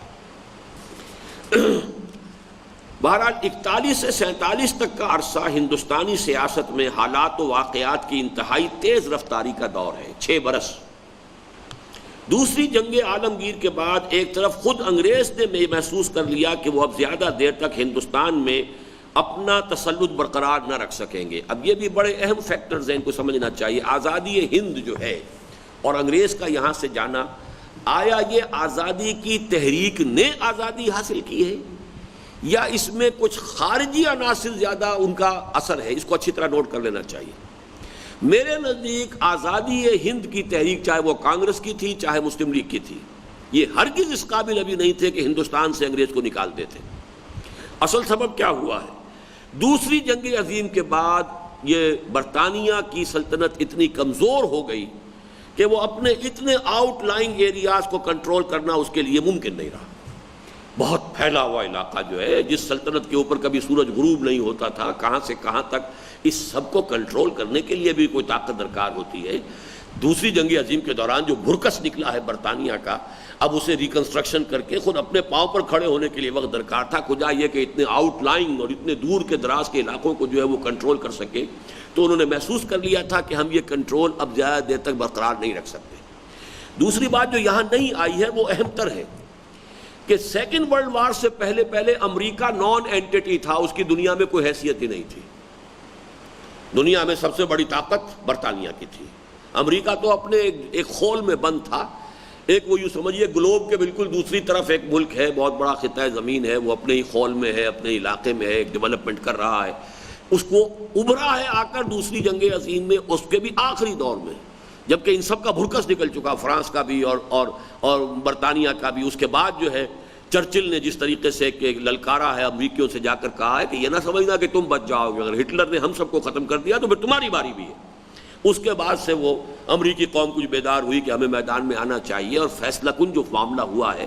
جو جاپان بھی ختم ہوا ہے تو وہ امریکہ کے ایٹم بم سے ہوا ہے، اور اسی طریقے سے جرمنی کا بھی اگر بھرکس نکلا ہے تو وہ امریکہ کے ذریعے سے نکلا ہے. تو اس وجہ سے دوسری جنگ عظیم کے بعد ورلڈ سین پر ایک نئی طاقت ابھر کر آئی ہے، وہ امریکہ کی تھی، اور اس میں آزادی کی پشت پناہی کا جذبہ موجود تھا. یہ کولونیلزم جو ہے، کیونکہ ان کے تو کوئی مقبوضات کہیں تھے ہی نہیں، وہ تو اپنے ہی ملک کے اندر ایک بہت بڑا ملک ہے، بلکہ ایک بر اعظم ہے، اس کے اندر پورے مگن تھے، انہوں نے کہیں باہر جا کر کوئی فتوحات کی نہیں. تو یہ چیز جو تھی کہ دنیا میں دوسری قوموں کو، دوسرے ملکوں کو، کوئی اور قومیں، کوئی اور ملک جو ہے اپنا باج گزار بنائیں یا اپنے ان کا محکوم بنا لے، یہ جو امریکن قوم کے اندر ایک فریڈم کا اور ایک ان کے لیے حقوق انسانی کا جو ایک تصور موجود تھا، اور وہ اس وقت بہت گہرا تھا، اس کے حوالے سے ان کی سپورٹ تھی اصل میں، جس کی وجہ سے جب امریکن جو ہے نامہ نگار آنے شروع ہوئے اور یہاں کی جو بھی جد و جہد ہو رہی تھی کانگریس کی، اس کو ہائی لائٹ کیا گیا امریکن پریس میں، اور وہ فوٹوگرافرز نے تصویریں شائع کی ہیں، تو دنیا کی تاریخ میں یوں سمجھیے کہ اس کا سب سے پہلا جو سب سے بڑا اہم نتیجہ نکلا وہ ہندوستان کی آزادی ہے. یہ دو فیکٹرز تھے جس کی وجہ سے ہندوستان آزاد ہوا. دوسری جنگ عالمگیر کے بعد ایک طرف خود انگریزوں نے یہ محسوس کر لیا کہ وہ اب زیادہ دیر تک ہندوستان پر اپنا تسلط برقرار نہ رکھ سکیں گے. دوسری طرف انڈین نیشنل کانگریس کے جھنڈے تلے ہندوؤں اور نیشنلسٹ مسلمانوں نے جد و جہد آزادی کو تیزتر کر دیا، اور تیسری طرف مسلمانان ہند کا سواد اعظم مسلم لیگ کے جھنڈے تلے حصول پاکستان کی جد و جہد میں مشغول ہو گیا.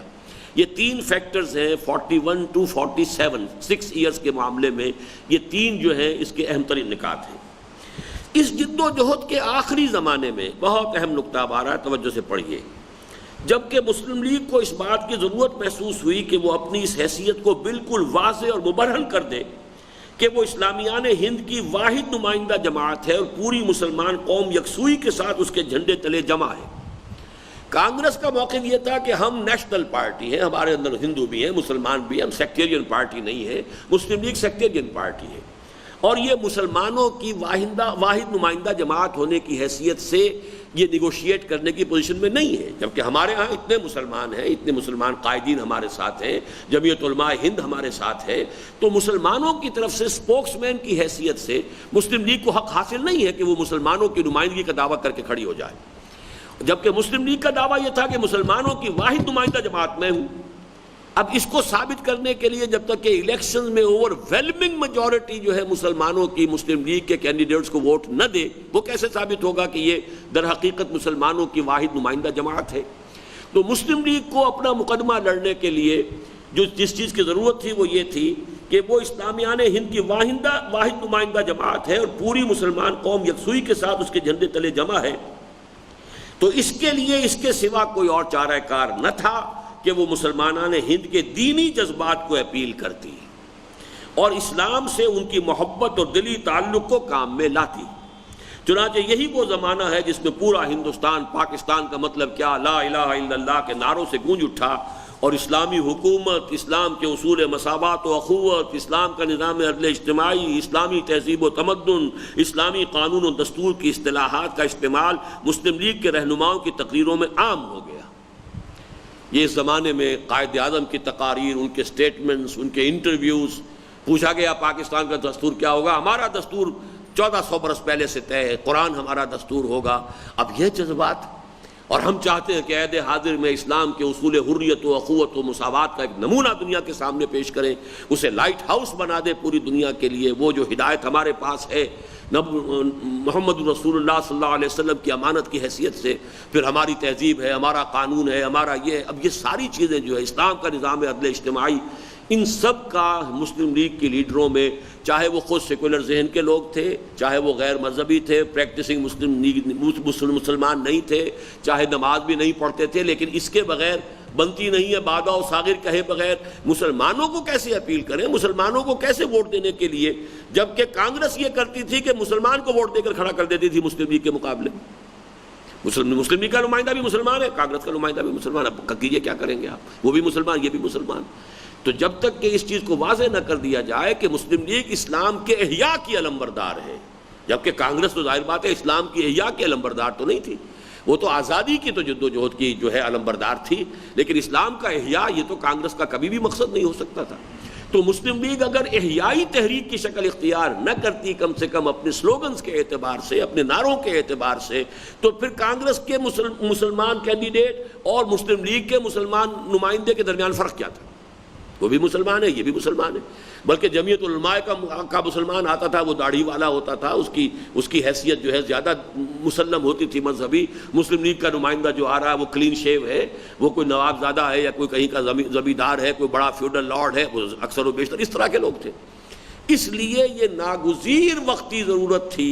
کہ مسلمانوں کے مذہبی جذبے سے اپیل کیا جائے اور مسلم لیگ کو اب ایک اسلام کی احیاء کی جماعت بنا دیا جائے کہ اس کے پیش نظر اسلام کا احیاء ہے۔ یہ بالکل وہی بات ہے جو تقریباً 30 برس بعد دوبارہ پاکستان میں آئی، کہ شروع ہوئی تھی PNA، پاکستان نیشنل الائنس۔ اس میں مذہب کا کوئی سروکار نہیں تھا، کوئی تعلق نہیں، نام میں بھی اس کا ذکر نہیں۔ پھر اس کی قیادت میں آپ کو معلوم ہے ولی خان صاحب بھی تھے، اور ایئر مارشل اصغر خان صاحب بھی تھے، اور پیر پگاڑا صاحب بھی تھے، اور سبھی تھے۔ پھر یہ کہ دیوبندی بھی تھے اور بریلوی بھی تھے، سبھی تھے، خالص سیکولر مزاج کے لوگ بھی تھے۔ لیکن جب آیا قربانی کا وقت تو اب اسے نظام مصطفیٰ کی تحریک بنانا پڑا، ورنہ یہ کہ مسلمان کیسے قربانی دے گا، کیسے آگے آ کر جو ہے وہ سینہ کھول کر گولی کھا لے گا، ناممکن ہے۔ تو بالکل اسی طریقے سے جیسے PNA کنورٹ ہوئی نظام مصطفیٰ تحریک میں کہ اب مسلمانوں کے مذہبی جذبات کو اپیل کرنے کے لیے اس نظام مصطفیٰ کا نعرہ لگے، بالکل اسی طرح اس دور میں مسلم لیگ اس نے اپنا جو کردار بنایا وہ اسلام کے احیاء کا نعرہ لے کر میدان میں آئی۔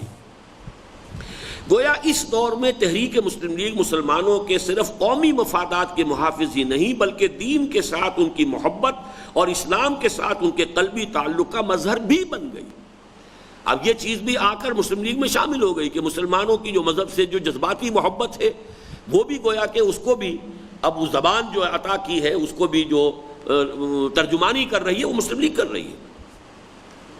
چنانچہ پوری قوم مجتمع ہو کر اس کے جھنڈے تلے جمع ہو گئی اور خود مذہبی طبقات میں سے بھی کچھ لوگ اس کی امداد کے لیے میدان میں نکل آئے۔ مثلا مولانا تھانوی رحمۃ اللہ علیہ کے یہ دو شاگرد، مولانا شبیر احمد عثمانی رحمۃ اللہ علیہ، مولانا ظفر احمد عثمانی رحمۃ اللہ علیہ، انہوں نے ایسٹ پاکستان میں جا کر بے پناہ کام کیا، انہوں نے ویسٹ پاکستان میں خاص طور پہ سرحد میں جا کر کام کیا مولانا عثمانی صاحب نے۔ پھر مختلف پیر حضرات، پیر جماعت علی شاہ صاحب بھی آ گئے اور پیر مانکی شریف بھی آ گئے، اور ایسٹ پاکستان کا بھی جو مشائخ کا حلقہ تھا وہ آ گیا۔ یہ سب کے سب لوگ اس لیے آ گئے کہ اب اسلام کا نام ہے، بھائی ہمیں اسلام قائم کرنا ہے، اسلامی تہذیب کا احیاء کرنا ہے، اسلامی حکومت بنانی ہے، اسلام کا نظام لانا ہے، تو اب ظاہر بات ہے کہ اس میں یہ لوگ بھی شامل ہو گئے۔ تاہم یہ واضح رہنا چاہیے، دس از مائی کمنٹ، کہ یہ تحریک مسلم لیگ کا وہ دور تھا جس میں کسی تحریک کے واقعی نظریات اور حقیقی افکار کے بجائے خوش آئند جذبات اور نیک خواہشات کی عملداری ہوتی ہے، جس کے لیے ایک لفظ نیچے استعمال کیا گیا ہے، یعنی رومانویت، رومانٹسزم۔ یہ مذہبی رومانویت تھی، مذہب کا نام جس طریقے سے اچھل رہا تھا اور جیسے نعرہ لگایا جا رہا تھا اس کا حقیقت سے تعلق نہیں تھا۔ نعرہ لگانے والا جو ہے وہ خود نماز نہیں پڑھتا، نعرے لگانے والے کا اسلام سے کوئی تعلق نہیں، مسلم لیگ کا صدر ہے اور شراب کا ٹھیکہ چلا رہا ہے یا جو اور کر رہا ہے، یہ سب کچھ کام جو ہے ہو رہے تھے، تو اسلام سے عملی تعلق کچھ نہیں۔ لیکن یہ کہ وہ رومانٹسزم جو ہے، اسلام کا احیاء اور اسلامی نظام اور اسلام کا پاکستان کا مطلب کیا، لا الہ الا اللہ،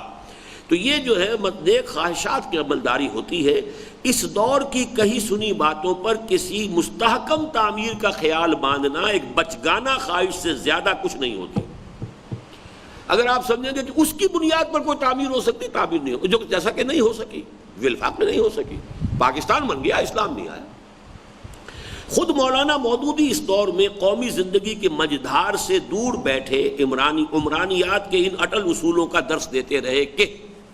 اب یہ جو اقتباسات آ رہے ہیں یہ بہت اہم ہے مولانا مودودی کی اس دور کی تحریروں میں سے، جو سن 41 سے سن 47 تک کی 6 سال کی دوران کی ہیں، اور انہیں میں 100% درست سمجھتا ہوں، سوائے اس کے کہ اس کے اندر تلخی کا رنگ زیادہ ہے، لیکن اسلام کا جو آئیڈیالوجیکل اصولی موقف ہے اس کے اعتبار سے یہ نہایت قیمتی نظریات و خیالات ہیں جو مولانا مودودی نے اس دور میں ظاہر کیے۔ حکومت خواہ کسی نوعیت کی ہو مصنوعی طریقے سے نہیں بنا کرتی، وہ کوئی ایسی چیز نہیں ہے کہ کہیں وہ بن کر تیار ہو اور اسے پھر اسے ادھر سے لا کر کسی اور جگہ جما دیا جائے۔ اس کی پیدائش تو ایک سوسائٹی کے اخلاقی، نفسیاتی، تمدنی اور تاریخی اسباب کے تعامل سے طبعی طور پر ہوتی ہے۔ اس کے کچھ ابتدائی لوازم، کچھ اجتماعی محرکات، کچھ فطری مقتضیات ہوتے ہیں جن کے فراہم ہونے اور زور کرنے سے یہ وجود میں آتی ہے۔ اس خام خیالی کیا تھی؟ یعنی یہ امید کہ پاکستان ایک اسلامک اسٹیٹ ہوگا۔ اس خام خیالی کی تمام تر وجہ یہ ہے کہ بعض سیاسی و تاریخی اسباب سے کسی ایسی چیز کی خواہش تو پیدا ہو گئی ہے جس کا نام اسلامی حکومت ہو، مگر خالص علمی طریقے پر نہ تو یہ سمجھنے کی کوشش کی گئی کہ اس حکومت کی نوعیت کیا ہے، اور نہ یہ جاننے کی کوشش کی گئی کہ وہ کیوں کر قائم ہوا کرتی ہے۔ بعض لوگ یہ خیال ظاہر کرتے ہیں کہ ایک دفعہ غیر اسلامی طرز ہی کا صحیح مسلمانوں کا قومی اسٹیٹ قائم تو ہو جائے، پھر رفتہ رفتہ تعلیم و تربیت اور اخلاقی اصلاح کے ذریعے سے اس کو اسلامی اسٹیٹ میں تبدیل کیا جا سکتا ہے۔ مگر میں نے تاریخ، سیاسیات اور اجتماعیات کا جب تھوڑا بہت مطالعہ کیا ہے اس کی بنا پر میں اس کو ناممکن سمجھتا ہوں۔ اب اس میں ہے شدت، ناممکن تو نہیں ہے،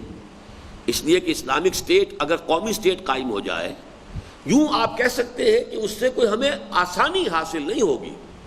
ایک غیر اسلامی ملک کے اندر اسلامی قوم، اسلامی ریاست قائم کرنے کی جد و جہد،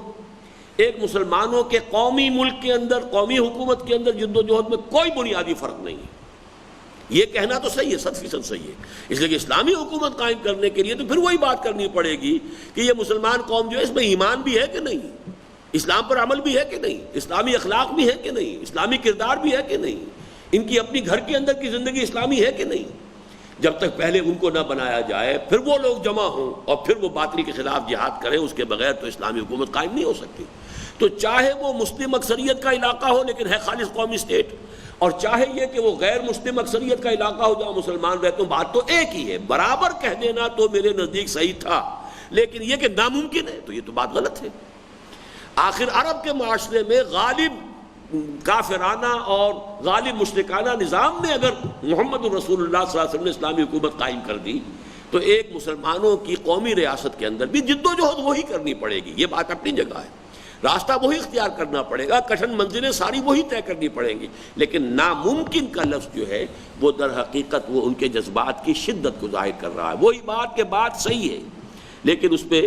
ذرا زور زیادہ اور اس پر ایمفیسس زیادہ ہو گیا ہے۔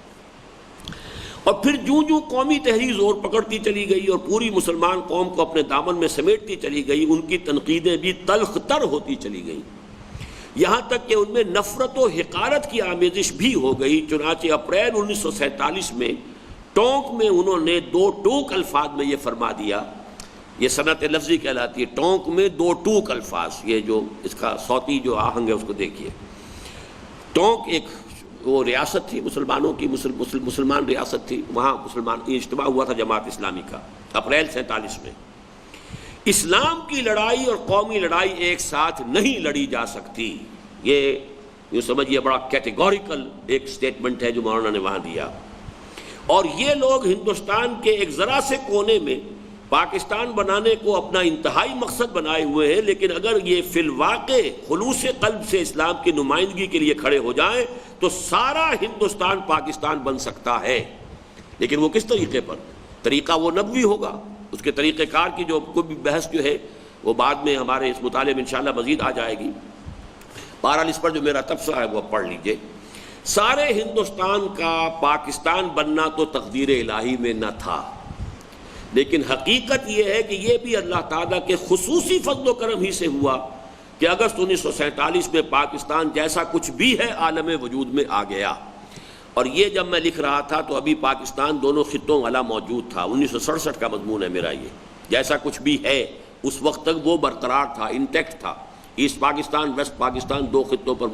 جو مشتمل تھا پاکستان۔ بہرحال سن 71 میں آ کر جو کچھ ہوا ہے وہ آپ کے علم میں ہے۔ واقعہ یہ ہے کہ پاکستان کا قیام عمرانیات اور سیاسیات کے طالب علموں کے لیے ایک معجزے سے کسی طرح کم نہیں ہے۔ ہندوستان کے مسلمانوں کی قومی تحریک میں ابھی ہرگز اتنی قوت اور بلبوتا نہ تھا کہ وہ انڈین نیشنل کانگریس کی صورت میں ہندو امپیریلزم کے چنگھاڑتے ہوئے افریط کی خواہشات کے علی رغم اپنے مقصد میں کامیاب ہوتے۔ کہاں کانگریس جیسی تحریک، کہاں مسلم لیگ، وہ بڑی آرگنائز تحریک، اس کے کارڈرز بڑے منظم معین کارکن، ان کے بہت سیلف لیس کارکن، ان کا ایک نظام جمہوری، یہ سارا جو ہے پھر پیسہ، ہندو کے پاس جو پیسہ تھا، تعلیم یافتہ زیادہ تھا ہندو ہم سے، کہاں مسلمان قوم منتشر، اور خود قائد اعظم کے الفاظ یہ کہ میری جیب میں کھوٹے سکوں کے سوا کچھ نہیں ہے۔ یہ حال جو ہے اس کا تقابل کیجئے، پھر کیسے پاکستان بن گیا؟ یہ ایک معجزہ ہے۔ کچھ لوگ اس میں انگریزوں کی سیاست کا دخل گردانتے ہیں، یا یہ ولی خان صاحب جو ہمارے ہاں ہیں، وہ ابھی حال ہی میں انہوں نے پھر وہی بات کہہ دی ہے، اس سے پہلے بھی وہ جاتے تھے لندن، اور انڈیا آفس کا ریکارڈ جب کھل گیا ہے تو وہاں سے کوئی خط نکال لائے، کسی وائس رائے کا کوئی خط نکال لائے۔ اب جو ان کی ہوتی تھی وائس رائے کی اور برطانوی حکومت کی جو آپس میں خط و کتابت ہوتی تھی، تو ایک دور ایسا یقیناً گزرا ہے کہ ہندوستان میں انگریز نے ڈیوائیڈ اینڈ رول کی پالیسی اختیار کی تھی، اس میں کسی شک و شبے کی گنجائش نہیں۔ ہندوستان میں اپنی حکومت کو برقرار رکھنے کے لیے انہیں اس بات کی ضرورت تھی کہ یہاں کے لوگ آپس میں لڑتے بھڑتے رہے، اگر متحد ہو جائیں تو ہمارا جلدی یہاں سے پتہ چاک کر دیں گے، لہذا وہ ڈیوائیڈ اینڈ رول ان کی پالیسی رہی، خاص طور پر کنزرویٹو پارٹی جو ہے اس کا ہمیشہ سے یہ انداز رہا ہے۔ تو اب اس کے ضمن میں کوئی خطوط چلے آ رہے ہیں، کوئی رپورٹس آ رہی ہیں، کوئی CID کے ذریعے سے کچھ کام کیا جا رہا ہے، تو وہ اب ریکارڈ، چونکہ ان کے ہاں تو یہ سارے ریکارڈ جو ہے 30 برس کے بعد جو ہے اوپن ہو جاتے ہیں، وہ کھل گئے سارے کے سارے ریکارڈ۔ اب یہ جاتے ہیں وہاں پہ مطالعہ کرتے ہیں، کہیں سے کسی خط کی نقل لے آتے ہیں کہ وہ انگریز وائس رائے نے جو ہے مسلم لیگ کی سپورٹ کی تھی، فلاں نے یہ کیا تھا۔ یہ ساری باتیں اپنی جگہ پر صحیح ہیں، لیکن یہ کہ دو چیزیں ایسی ہو گئیں اللہ تعالیٰ کے فضل و کرم سے کہ پاکستان جب قائم ہوا ہے اس وقت برطانیہ میں کنزرویٹو پارٹی کی حکومت نہیں تھی، لیبر پارٹی کی حکومت تھی۔ لیبر پارٹی کا کبھی یہ رول نہیں رہا تاریخ کے اندر، وہ ہندو کی ہم تھی اور مسلمانوں کی اور خاص طور پہ کانگریس کی نہایت دشمن لیبر پارٹی۔ ایٹلی کو ذاتی دشمنی، ذاتی نفرت تھی قائد اعظم کے ساتھ۔ پھر وائس رائے یہاں پر لارڈ ماؤنٹ بیٹن جو گاندھی کا چیلا اور جس کے جو تعلقات تھے نہرو فیملی کے ساتھ نہایت یوں سمجھیے کارڈیل، بلکہ اس کے ضمن میں کچھ الٹی سیدھی باتیں بھی کہی جاتی ہیں، کوئی سکینڈلز بھی ہیں، اس درجے انٹیمیٹ ریلیشنز جو ہیں نہرو فیملی کے اس ماؤنٹ بیٹن فیملی کے ساتھ تھے۔ ان حالات میں پاکستان کیسے بن گیا؟ جبکہ 3 مہینے پہلے گاندھی جیسے لیڈر نے کہا کہ پاکستان صرف میری لاش پر بن سکتا ہے، کیسے بن گیا؟ جبکہ خود قائد اعظم نے 1 سال پہلے سن 46 میں کیبنٹ مشن پلان کو تسلیم کر لیا۔ اس کے کیا معنی تھے کہ کم سے کم 10 سال تک علیحدہ پاکستان کا مطالبہ ختم، ایک سینٹرل گورنمنٹ ہوگی ہندوستان کی، اور باقی 3 زون ہوں گے، لیکن ان 3 زونز کا جو حیثیت ہے وہ اپنی داخلی خود مختاری ہوگی، لیکن اوپر جو معاملہ ہوتا ہے ڈیفنس کا ہے، فورن پالیسی کا ہے، کمیونیکیشنز کا ہے، بجٹنگ کا ہے، یہ سارے معاملات جو ہیں یہ اس کے پاس ہوں گے۔ اور یہ قائد اعظم نے تسلیم کر لیا تھا۔ تو گویا کہ اگر امکان تھا تو یہ تھا کہ 10 سال کے بعد اگر کوئی زون علیحدہ ہونا چاہے گا تو اسے اس کا چوائس ہوگا۔ وہ نہرو صاحب یہ کہہ بیٹھے کہ پھر کون کسی کو علیحدہ ہونے دیتا ہے، تب قائد اعظم نے جو اس کو تسلیم کر لیا تھا پھر وڈرا کیا کہ اب میں پھر اس کا ساتھ نہیں دے سکتا۔ اس کا مطلب ہے کہ نیتیں ان کی پہلے سے خراب ہیں۔ اگر نہرو چپ رہ جاتا تو پاکستان 1947 میں وجود میں آ ہی نہیں سکتا تھا۔ وہ تو کیبنٹ مشن پلان کے تحت ایک سینٹرل گورنمنٹ کے ساتھ 3 زون ہوتے، اور تینوں زونوں میں توجہ کیجئے کہ اگر یہاں پر پنجاب جو ہے اسی طریقے سے پورا کا پورا انٹیکٹ رہ کر ایک زون اور مرکزی حکومت کی شے حاصل ہوتی ہندو کو، مرکزی حکومت پہ ظاہر بات ہے کہ ڈومینیٹ کرنا تھا ہندو نے، تو یہاں کا ہندو جتنا ریسورسفل تھا پنجاب کا، جتنا مؤثر تھا، یہاں تو ویسے ہی یعنی یوں سمجھیے کہ مسلمان جو فکر ہے اور مسلمان جذبات کا جو ہے یہاں بالکل جو ہے نکال دیا جاتا، سراغ ہی باقی نہ رہتا، اس لیے کہ ہندو تو یہاں بہت مؤثر تھا، ہندو تہذیب بہت حاوی تھی۔ یہاں بڑا گوشت کہتے ہیں، گائے کا گوشت جو ہے وہ لفظ زبان پہ نہیں لاتے تھے، جبکہ یو پی میں گوشت کھانے والی شے جو ہے وہ ہوتی صرف یہ تھی کہ گائے کا گوشت جو ہے وہ اصل میں کھانے کی شے ہے۔ بکری کا گوشت تو کھاتے تھے بیمار لوگ، کسی کو دیکھا اگر یہ کہ وہ چھوٹے دکان جسے آپ چھوٹے گوشت کی دکان کہتے ہیں اس پر کھڑا ہے تو پوچھتے تھے خیر ہے، گھر میں خیریت ہے، یا آپ بکرے کا گوشت یا بکری کا گوشت لینے کا آئے ہیں، کیا وجہ ہے؟ اصل میں تو گوشت کھانا ہوتا ہے گائے کا۔ یہ تو وہاں کا معاملہ ہے مائنورٹی پروونس کا، اور یہاں یہ تھا کہ آج بھی بہت کم اس کو گھٹیا سمجھا جاتا ہے، اس کو عام طور پر جو ہے وہ کھانا پسند نہیں کیا جاتا، ہندو تہذیب کا اتنا غلبہ تھا۔ تو پاکستان کی جو بھی شکل بنی ہے یہ واقعتاً اگر نہرو چپ رہ جاتا تو نہ صرف یہ کہ اس وقت پاکستان قائم نہیں ہو سکتا تھا، بلکہ 100% صحیح بات اس نے کہہ دی تھی کہ ایک دفعہ قائم ہو جائے تو پھر کون علیحدہ ہونے دیتا، اور یہ صحیح بات تھی۔ ایک سینٹرل گورنمنٹ جو ہے، جیسا کہ آپ کو معلوم ہے آپ کے ہاں بلوچستان پر 2 مرتبہ بمبارڈمنٹ ہوئی ہے، بلوچستان کے اندر سیسیشنسٹ جو ہے رجحانات موجود رہے، ہمیشہ رہے، یہ لوگ تو پاکستان میں شریک ہونے کو بھی تیار نہیں تھے، ان کی اکثریت جو ہے ان بلوچ سرداروں کی، لیکن بہرحال وہ جیسا بھی ہوا اللہ تعالیٰ نے کیا ہے۔ پاکستان کا واقعہ یہ کہ پاکستان کا وجود میں آنا ایک معجزے سے کم نہیں، واقعہ یہ ہے کہ پاکستان کا قیام عمرانیات اور سیاسیات کے طالب علموں کے لیے ایک معجزے سے کسی طرح کم نہیں ہے۔ اس پر میں نے بڑی تفصیل سے بحث کی استحکام پاکستان نامی کتاب میں۔ ہندوستان کے مسلمانوں کی قومی تحریک میں ابھی ہرگز اتنی قوت اور بلبوتا نہ تھا کہ وہ انڈین نیشنل کانگریس کی صورت میں ہندو امپیریلزم کے چنگھاڑتے ہوئے افریط کی خواہشات کے اللہ رغم اپنے مقصد میں کامیاب ہوتے۔ کچھ لوگ اس میں انگریزوں کی سیاست کا دخل گردانتے ہیں، لیکن کبھی ابتدائی دور میں چاہے تحریک مسلم لیگ پر کسی انگریز گورنر جنرل یا وائس رائے کی نظر کرم رہی ہو، یہ بات بالکل ظاہر و باہر ہے کہ آزادی ہند سے متصلاً قبل اور خصوصاً برطانیہ میں لیبر پارٹی کے برسر اقتدار آ جانے کے بعد انگریزی حکومت کا رویہ مسلم لیگ کے ساتھ واضح طور پر معاندانہ رہا، اور ہندوستان کے آخری انگریز وائس رائے لارڈ ماؤنٹ بیٹن کے بارے میں تو سب کو معلوم ہے کہ وہ کانگریس کے اعلانیہ طرفدار اور مسلم لیگ کے سخت مخالف تھے۔ بنا بری اگر یہ کہا جائے کہ پاکستان کا قیام اللہ تعالیٰ کی ایک ایسی مشیت تھی جو ہندوؤں اور انگریزوں کی متفقہ مخالفت کے الرغم پوری ہوئی، تو اس میں ہرگز کوئی مبالغہ نہیں۔ نہ انگریز چاہتا تھا کہ ڈیوائیڈ ہو انڈیا اس وقت، اس سے پہلے کے لوگوں کے خیالات جو بھی رہے ہوں، وہ تو اپنی حکومت قائم رکھنے کے لیے مسلمانوں کو، ہندوؤں کو، سکھوں کو آپس میں لڑانا، یہ ان کی پالیسی تھی، ڈیوائیڈ اینڈ رول۔ لیکن یہاں سے جانے کی صورت میں اس کے ٹکڑے انگریز ہرگز نہیں چاہتے، کوئی سراغ نہیں ہے کہ ان کی یہ خواہش تھی، لیکن ان کی اس خواہش کے الرغم وہ چاہتے تھے متحدہ ہندوستان ہو۔ اور ہندو کا تو جو آپ کو معلوم ہے ظاہر بات ہے کہ تصور تھا ہی ہے کہ وہ تو اس کے لیے تو گویا کہ گو ماتا کی حیثیت ہے اس کی، بھارت ماتا جو ہے اتنی ہی مقدس جتنی کہ گائے، اور اس کے ٹکڑے کر دینا جو ہے گاندھی نے جیسے کہا تھا میری لاش پر ہوگا۔ اور یہ بھی آپ کے شاید علم میں ہو کہ جب آخر کار کانگریس نے گھٹنے ٹیک دیے، اور یہ تھوڑا سا لطیفے کے انداز کی بات ہے کہ جب انٹرم گورنمنٹ بنی ہے تو ہندوؤں نے جان بوجھ کر جو وزارت مالیات ہے، فائننس منسٹری، وہ مسلمانوں کو دی کہ یہ مسلموں کو حساب کتاب تو آتا نہیں ہے، یہ مار کھا جائیں گے، نہیں چلا سکیں گے، اپنی ہار مان لیں گے۔ لیاقت علی خان جو ہے فائننس منسٹر، مسلموں کو اللہ تعالیٰ نے 2 آدمی ایسے دے دیے، بیوروکریٹس تھے، ایک ہمارے عزیزوں میں سے تھے زاہد حسین صاحب مرحوم، وہ اس وقت تھے حیدرآباد دکن کے اندر، وہ وہاں کے وزیر مالیات تھے، اور ایک یہ جو ہمارے ملک غلام محمد وہ بعد میں گورنر جنرل بھی ہوئے،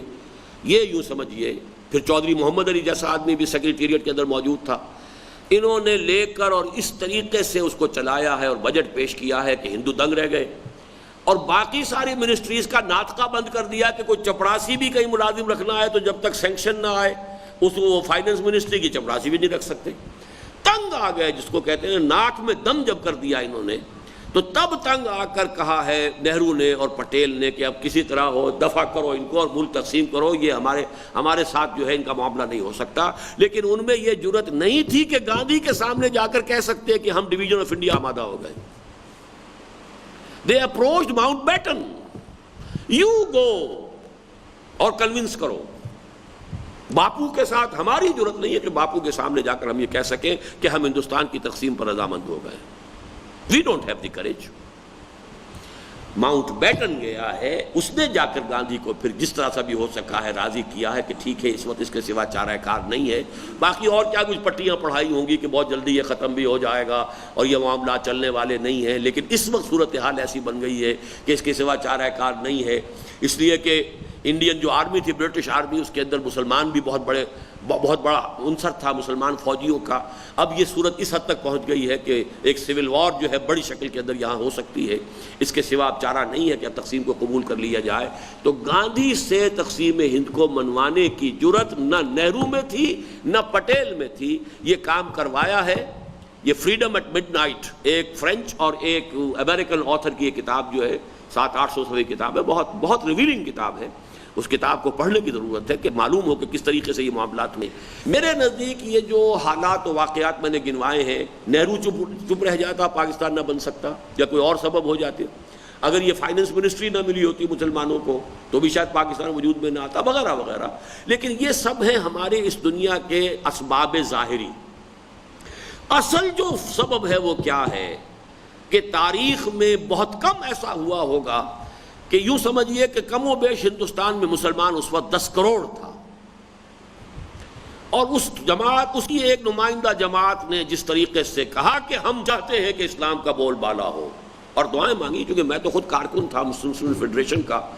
اور ہم دوڑ بھاگ کرتے تھے, اور ریلوے اسٹیشن پر حصار کے ہم کھڑے رہتے تھے کہ ٹرین آئے, اس میں نوائے وقت کے بنڈلز آئیں, ہم پہ دوڑیں اور لوگ پہنچائیں. یہ سارے کام نے کنارے لگائے ہیں. پاکستان کا مطلب کیا, لا الہ الا اللہ, یہ سارے مراحل سے میری نگاہوں میں سے, بلکہ میں خود ان میں سے گزرا ہوں.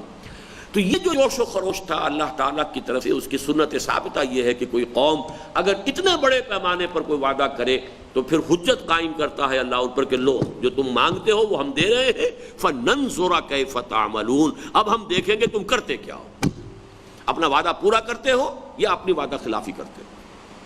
یہ اللہ تعالیٰ کی اس سنت باطنی کا ظہور ہے کہ پاگل وجود میں آیا ہے. ہم نے اسلامیان ہند کی تقریباً 700 سالہ تاریخ کے ان چند اہم نقوش کو, اب دیکھیے کتنے صفحے, یہ میرا خیال کہ صفحہ 9 سے ہم شروع ہو کر 22 تک پہنچے, 14 صفحے ہیں کوئی. 14 صفحے میں 150 سالہ تاریخ مسلم انڈیا کی, اس کے جو مین فیچرز ہیں جو آپ کو ازبر ہونے چاہیے, کیا اس کے لینڈ مارکس ہیں, ٹرننگ پوائنٹس کیا آئے ہیں, انگریز کی آمد کے بعد پولیٹیکل فضا کیا بدلی ہے, مذہبی میدان میں جو کچھ ہوا وہ ایک علیحدہ بحث ہے, عیسائیت کا پرچار جیسے ہوا کس نے اس کا مقابلہ کیا, پھر یہ کہ ہندوؤں کی الغار آئی ہے اور آریہ سماجیوں نے حملے کیے مسلمانوں کے اوپر اور مناظرے شروع کیے, اس کے جواب میں کون لوگ سامنے آئے, اس سے کیا کیا نتائج, وہ علیحدہ چیپٹر تھا جو ہم پڑھ چکے ہیں, وہ دعوت رجوع القرآن کا منظر اور پس منظر کے اندر. لیکن سیاسی جو مسلمانان ہند کا معاملہ بنا ہے وہ کس طریقے سے, کن سٹیجز سے گزر کر, کن ٹرننگ پوائنٹ سے ہو کر, کیا اس میں عوامل تھے, کیا وجوہات تھیں, کیا اسباب تھے, تقسیم ہوئی نمبر 1 تو کیا ہوئی, دوسری تقسیم ہوئی تو کیوں ہوئی مسلمانوں کے اندر. تو یہ ہے ہم نے اسلامیان ہند کی تقریباً 125 سالہ تاریخ کے ان چند اہم نقوش کو, 125 سال کیوں کہا ہے کہ 1831 سے ہم نے بات شروع کی تھی. 1831 میں تحریک شہیدین گویا کہ شکست فاش کہہ لیجئے, آخری جو وہ جہاں پر کہ شہادت گاہ جو ہے بنی ہے بالا کوٹ کی سرزمین, اس کے بعد یہ کہ وہ لوگ منتشر ہو گئے, کام کرتے رہے, جیسا کہ میں پہلے بیان کر چکا ہوں اسی کے اندر کہ وہی لوگ تھے کہ جو کالا پانی جن کو بھیجا جاتا رہا, پھانسیاں چڑھائی جاتی رہیں. مولوی جعفر تھانیسری کی کتاب جو ہے کبھی آپ نے سنا ہو, یہ علماء جو ہے وہی میدان میں رہے ہیں. 1831 سے لے کر 1857 تک ہندوستان میں آزادی کی تحریک میں صرف مسلمان تھے، کوئی ہندو کا کسی کا نام ہی نہیں۔ 1857 میں پہلی مرتبہ ہندو مسلم اتحاد کے ساتھ انگریزوں کے خلاف بغاوت ہوئی ہے، اس کے بعد صورتحال تبدیل ہوئی ہے۔ تو یہ میں نے 1831 سے شروع کیا، 1831 سے 1947 تک یہ 116 برس بنتے ہیں، تو تقریباً 125 سال کی تاریخ کے جو چند نقوش ہیں، ہم نے اسلامیان ہند کی تقریباً 125 سالہ تاریخ کے ان چند اہم نقوش کو صفحہ کرتاش پر اس لیے منتقل کیا ہے کہ تحریک پاکستان کا صحیح پس منظر نگاہوں کے سامنے آ جائے اور صورت واقعہ جیسی کچھ کے فی الحقیقت ہے ظاہر ہو جائے، اس لیے کہ صحیح طرز عمل اور درست اقدام، درست سمت میں اقدام کا تمام تر انحصار اس پر ہے۔ آپ صورتحال کو صحیح جانتے ہوں، پس منظر سے واقف ہوں، بیک گراؤنڈ کیا ہے، کیا کیا حالات پہ آ چکے ہیں، کیا کیا ٹرنز ہم لے چکے ہیں، اس میں کون کون سے عوامل کار فرما رہے ہیں، جب تک یہ سامنے پکچر نہ ہو تو آگے اقدام صحیح نہیں ہوتا۔ اس لیے کہ صحیح طرز عمل اور درست سمت میں اقدام کا تمام تر انحصار اسی پر ہے۔ نیک خواہشات کی عملداری، وشفل تھنکنگ، پاکستان اسلام کے نام پر بنا، اسلام آنا چاہیے، اب یہ ٹھیک ہے نا، تو آپ لگا دیجئے، لیکن وہ اسلام کے نام پر تو حقیقت، لیکن یہ کہ اس کے اجزاء ترکیبی میں اسلام نہیں تھا، اس کی تحریک کا اصل موٹیویٹنگ فیکٹر اسلامی نہیں تھا، اس کے قائم کرنے والے جو ہے پریکٹسنگ مسلمان بھی نہیں تھے۔ یہ حقائق کیسے نظر انداز کر دیں گے؟ اب آپ گردان کرتے رہیے کہ مسلمانوں نے پاکستان بنایا، اسلام یہاں پہ آنا چاہیے، بھئی آنا تو چاہیے، لیکن کس طریقے سے آئے گا؟ طریقہ وہی ہوگا کہ جو دور نبوی صلی اللہ علیہ وسلم سے ہمیں استنباط کرنا ہے، ورنہ خواہشات ہو سکتی ہیں۔ اور یہی وجہ ہے کہ ہمارے ہاں تھوڑے تھوڑے وقفے کے بعد پھر مسلمانوں کے جوش کو کوئی نہ کوئی شخص ابھار دیتا ہے، اور ان کو جو ہے اس اصل جو یوں سمجھیے کہ جو پتا مار کر کام کرنے والی جد و جہد ہے، محمد الرسول اللہ والذین معہ صلی اللہ علیہ وسلم ورضی اللہ تعالیٰ عنہم اجمعین، اب ان کی سی جد و جہد کرنے کے لیے ایثار، قربانی، محنت، مشقت، فاقے، تکلیفیں، مصیبتیں یہ برداشت کرنی پڑتی ہیں۔ یہ کرنے کو ہم تیار نہیں۔ کوئی شخص آئے ڈوڈوی بجائے اور وہ آپ کو پھر جو ہے وہ کسی پھر اور گویا کہ اس اصل محنت والے کام سے بچا کر، فرار کی راہ دکھا کر، اور لوگ جو ہے توقعات وابستہ کر لیتے ہیں کہ اب یہ نظام مصطفیٰ تحریک جو ہے اس سے اسلام آ جائے گا، یا فلاں کی تحریک سے اسلام آ جائے گا، بس اب تو گویا کہ اسلام آیا کہ آیا۔ کیسے آ جائے گا؟ اس کے جو اجزاء ترکیبی ہے اسے سمجھیے، اور اس میں کیا طریقہ کار اختیار کیا جانا چاہیے اس کے بارے میں معین آپ کے سامنے ہوگا، اور اس کے اوپر کام کریں گے تو ہوگا، ورنہ نہیں۔ نیک خواہشات کی عملداری بسا اوقات انسان کے نقطہ نظر کو غلط کر کے رکھ دیتی ہے۔ وشفل تھنکنگ سے انسان کا اینگل آف ویو جو ہے وہ بدل جاتا ہے۔ آدمی کسی شے کو پہلے تو کہتا ہے مجھے یوں کہنا چاہیے، اگرچہ یہ حقیقت تو نہیں ہے لیکن کہنا چاہیے، لیکن جب وہ کہتے کہتے کہتے کہتے پھر سمجھتا ہے حقیقت یہ ہے، وہ آٹو سجیشن کے درجے میں آ کر وہ شے جو ہے اس کے اپنے ذہن کے اندر راسخ ہو جاتی ہے کہ یہ ایسا ہے، جبکہ فی الواقع ایسا نہیں ہوتا۔ حکمت عملی کے تحت اس نے وہ موقف اختیار کیا ہوتا ہے کہ مجھے یہ کہنا چاہیے، مسلمانوں کو اپیل کرنے کے لیے یہ انداز اختیار کرنا مؤثر ہوگا، چاہے وہ دل میں جانتا ہے کہ یہ بات صحیح تو نہیں ہے، لیکن حکمت عملی کا تقاضا یہ کہ یوں کہا جائے۔ لیکن جب ریپیٹڈلی اسی کو دہراتا رہے گا، تکرار کرتا رہے گا، تو پھر ذہن میں یہ بات راسخ ہو جاتی ہے واقعتاً ایسا ہے، اور اس سے نیک خواہشات کی عملداری بسا اوقات انسان کے نقطہ نظر کو غلط کر کے رکھ دیتی ہے۔ اور میدان سیاست میں اترنے کے بعد بارہا ایسا ہوا کہ ایک غلط موقف جو ابتدا میں محض حکمت عملی کے تحت اختیار کیا جاتا ہے، بعد میں جماعتوں اور تحریکوں کے اپنے نقطہ نظر میں مستقل طور پر ایسی کجی پیدا کرنے کا سبب بن جاتا ہے جو پھر اس کے گلے کا ہار بن جاتی ہے اور کسی طور سے پیچھا نہیں چھوڑتی۔ نتیجتاً بالکل مخالف سمت میں سفر کے باوجود یہ توقع برقرار رکھی جاتی ہے کہ بس اس موڑ سے آگے منزل ہے، مایوس نہ ہو، درراتا جا، اس الیکشن میں تو کام نہیں ہوا، اگلے میں ہو جائے گا، اس میں نہیں ہوا تو اگلے میں ہو جائے گا، اس میں نہیں ہوا تو فلاں شخص کے ذریعے نہیں ہوا، فلاں شخص کے ذریعے سے ہو جائے گا۔ یہ ساری جو ہے وہ نیک خواہشات کے گرد جو ہے قوم ریپیٹڈلی وہ دیوانہ بن کر کام کرتی بھی ہے، لیکن وہ اصل ہمارا مقصود جو ہے جتنا پہلے ہماری نگاہوں سے دور تھا اتنا ہی آج بھی دور ہے۔ آئندہ صحبت میں انشاءاللہ تعالی ہم قیام پاکستان کے بعد کے 20 سالوں کا جائزہ اسی نقطہ نظر سے لیں گے، اس لیے کہ یہ سن 67 کی تحریر ہے، 47 میں پاکستان قائم ہوا، تو ان 20 سالوں کے دوران کیا ہوا، مذہبی طبقات کا طرز عمل کیا ہونا چاہیے تھا، کیا ہوا، کیا غلط حکمت عملی یہاں اختیار کی گئی، اور جو کہ پہلے تو صرف اس کو ایک پریکٹیکل وزڈم طور پر اختیار کیا گیا، ہوتے ہوتے وہی ذہن میں راسخ ہو کر اور ایک حقیقت کا درجہ جو ہے روپ اختیار کر گئی۔ پھر ہمارے نزدیک اسلام اور پاکستان دونوں کے ساتھ خلوص اور خیر خواہی کا تعلق رکھنے والے لوگوں کو جو طرز عمل اختیار کرنا چاہیے اسے بیان کریں گے۔ وما توفیقی الا باللہ العلی العظیم۔ اب آج کا معاملہ تو ہم یہاں ختم کر رہے ہیں۔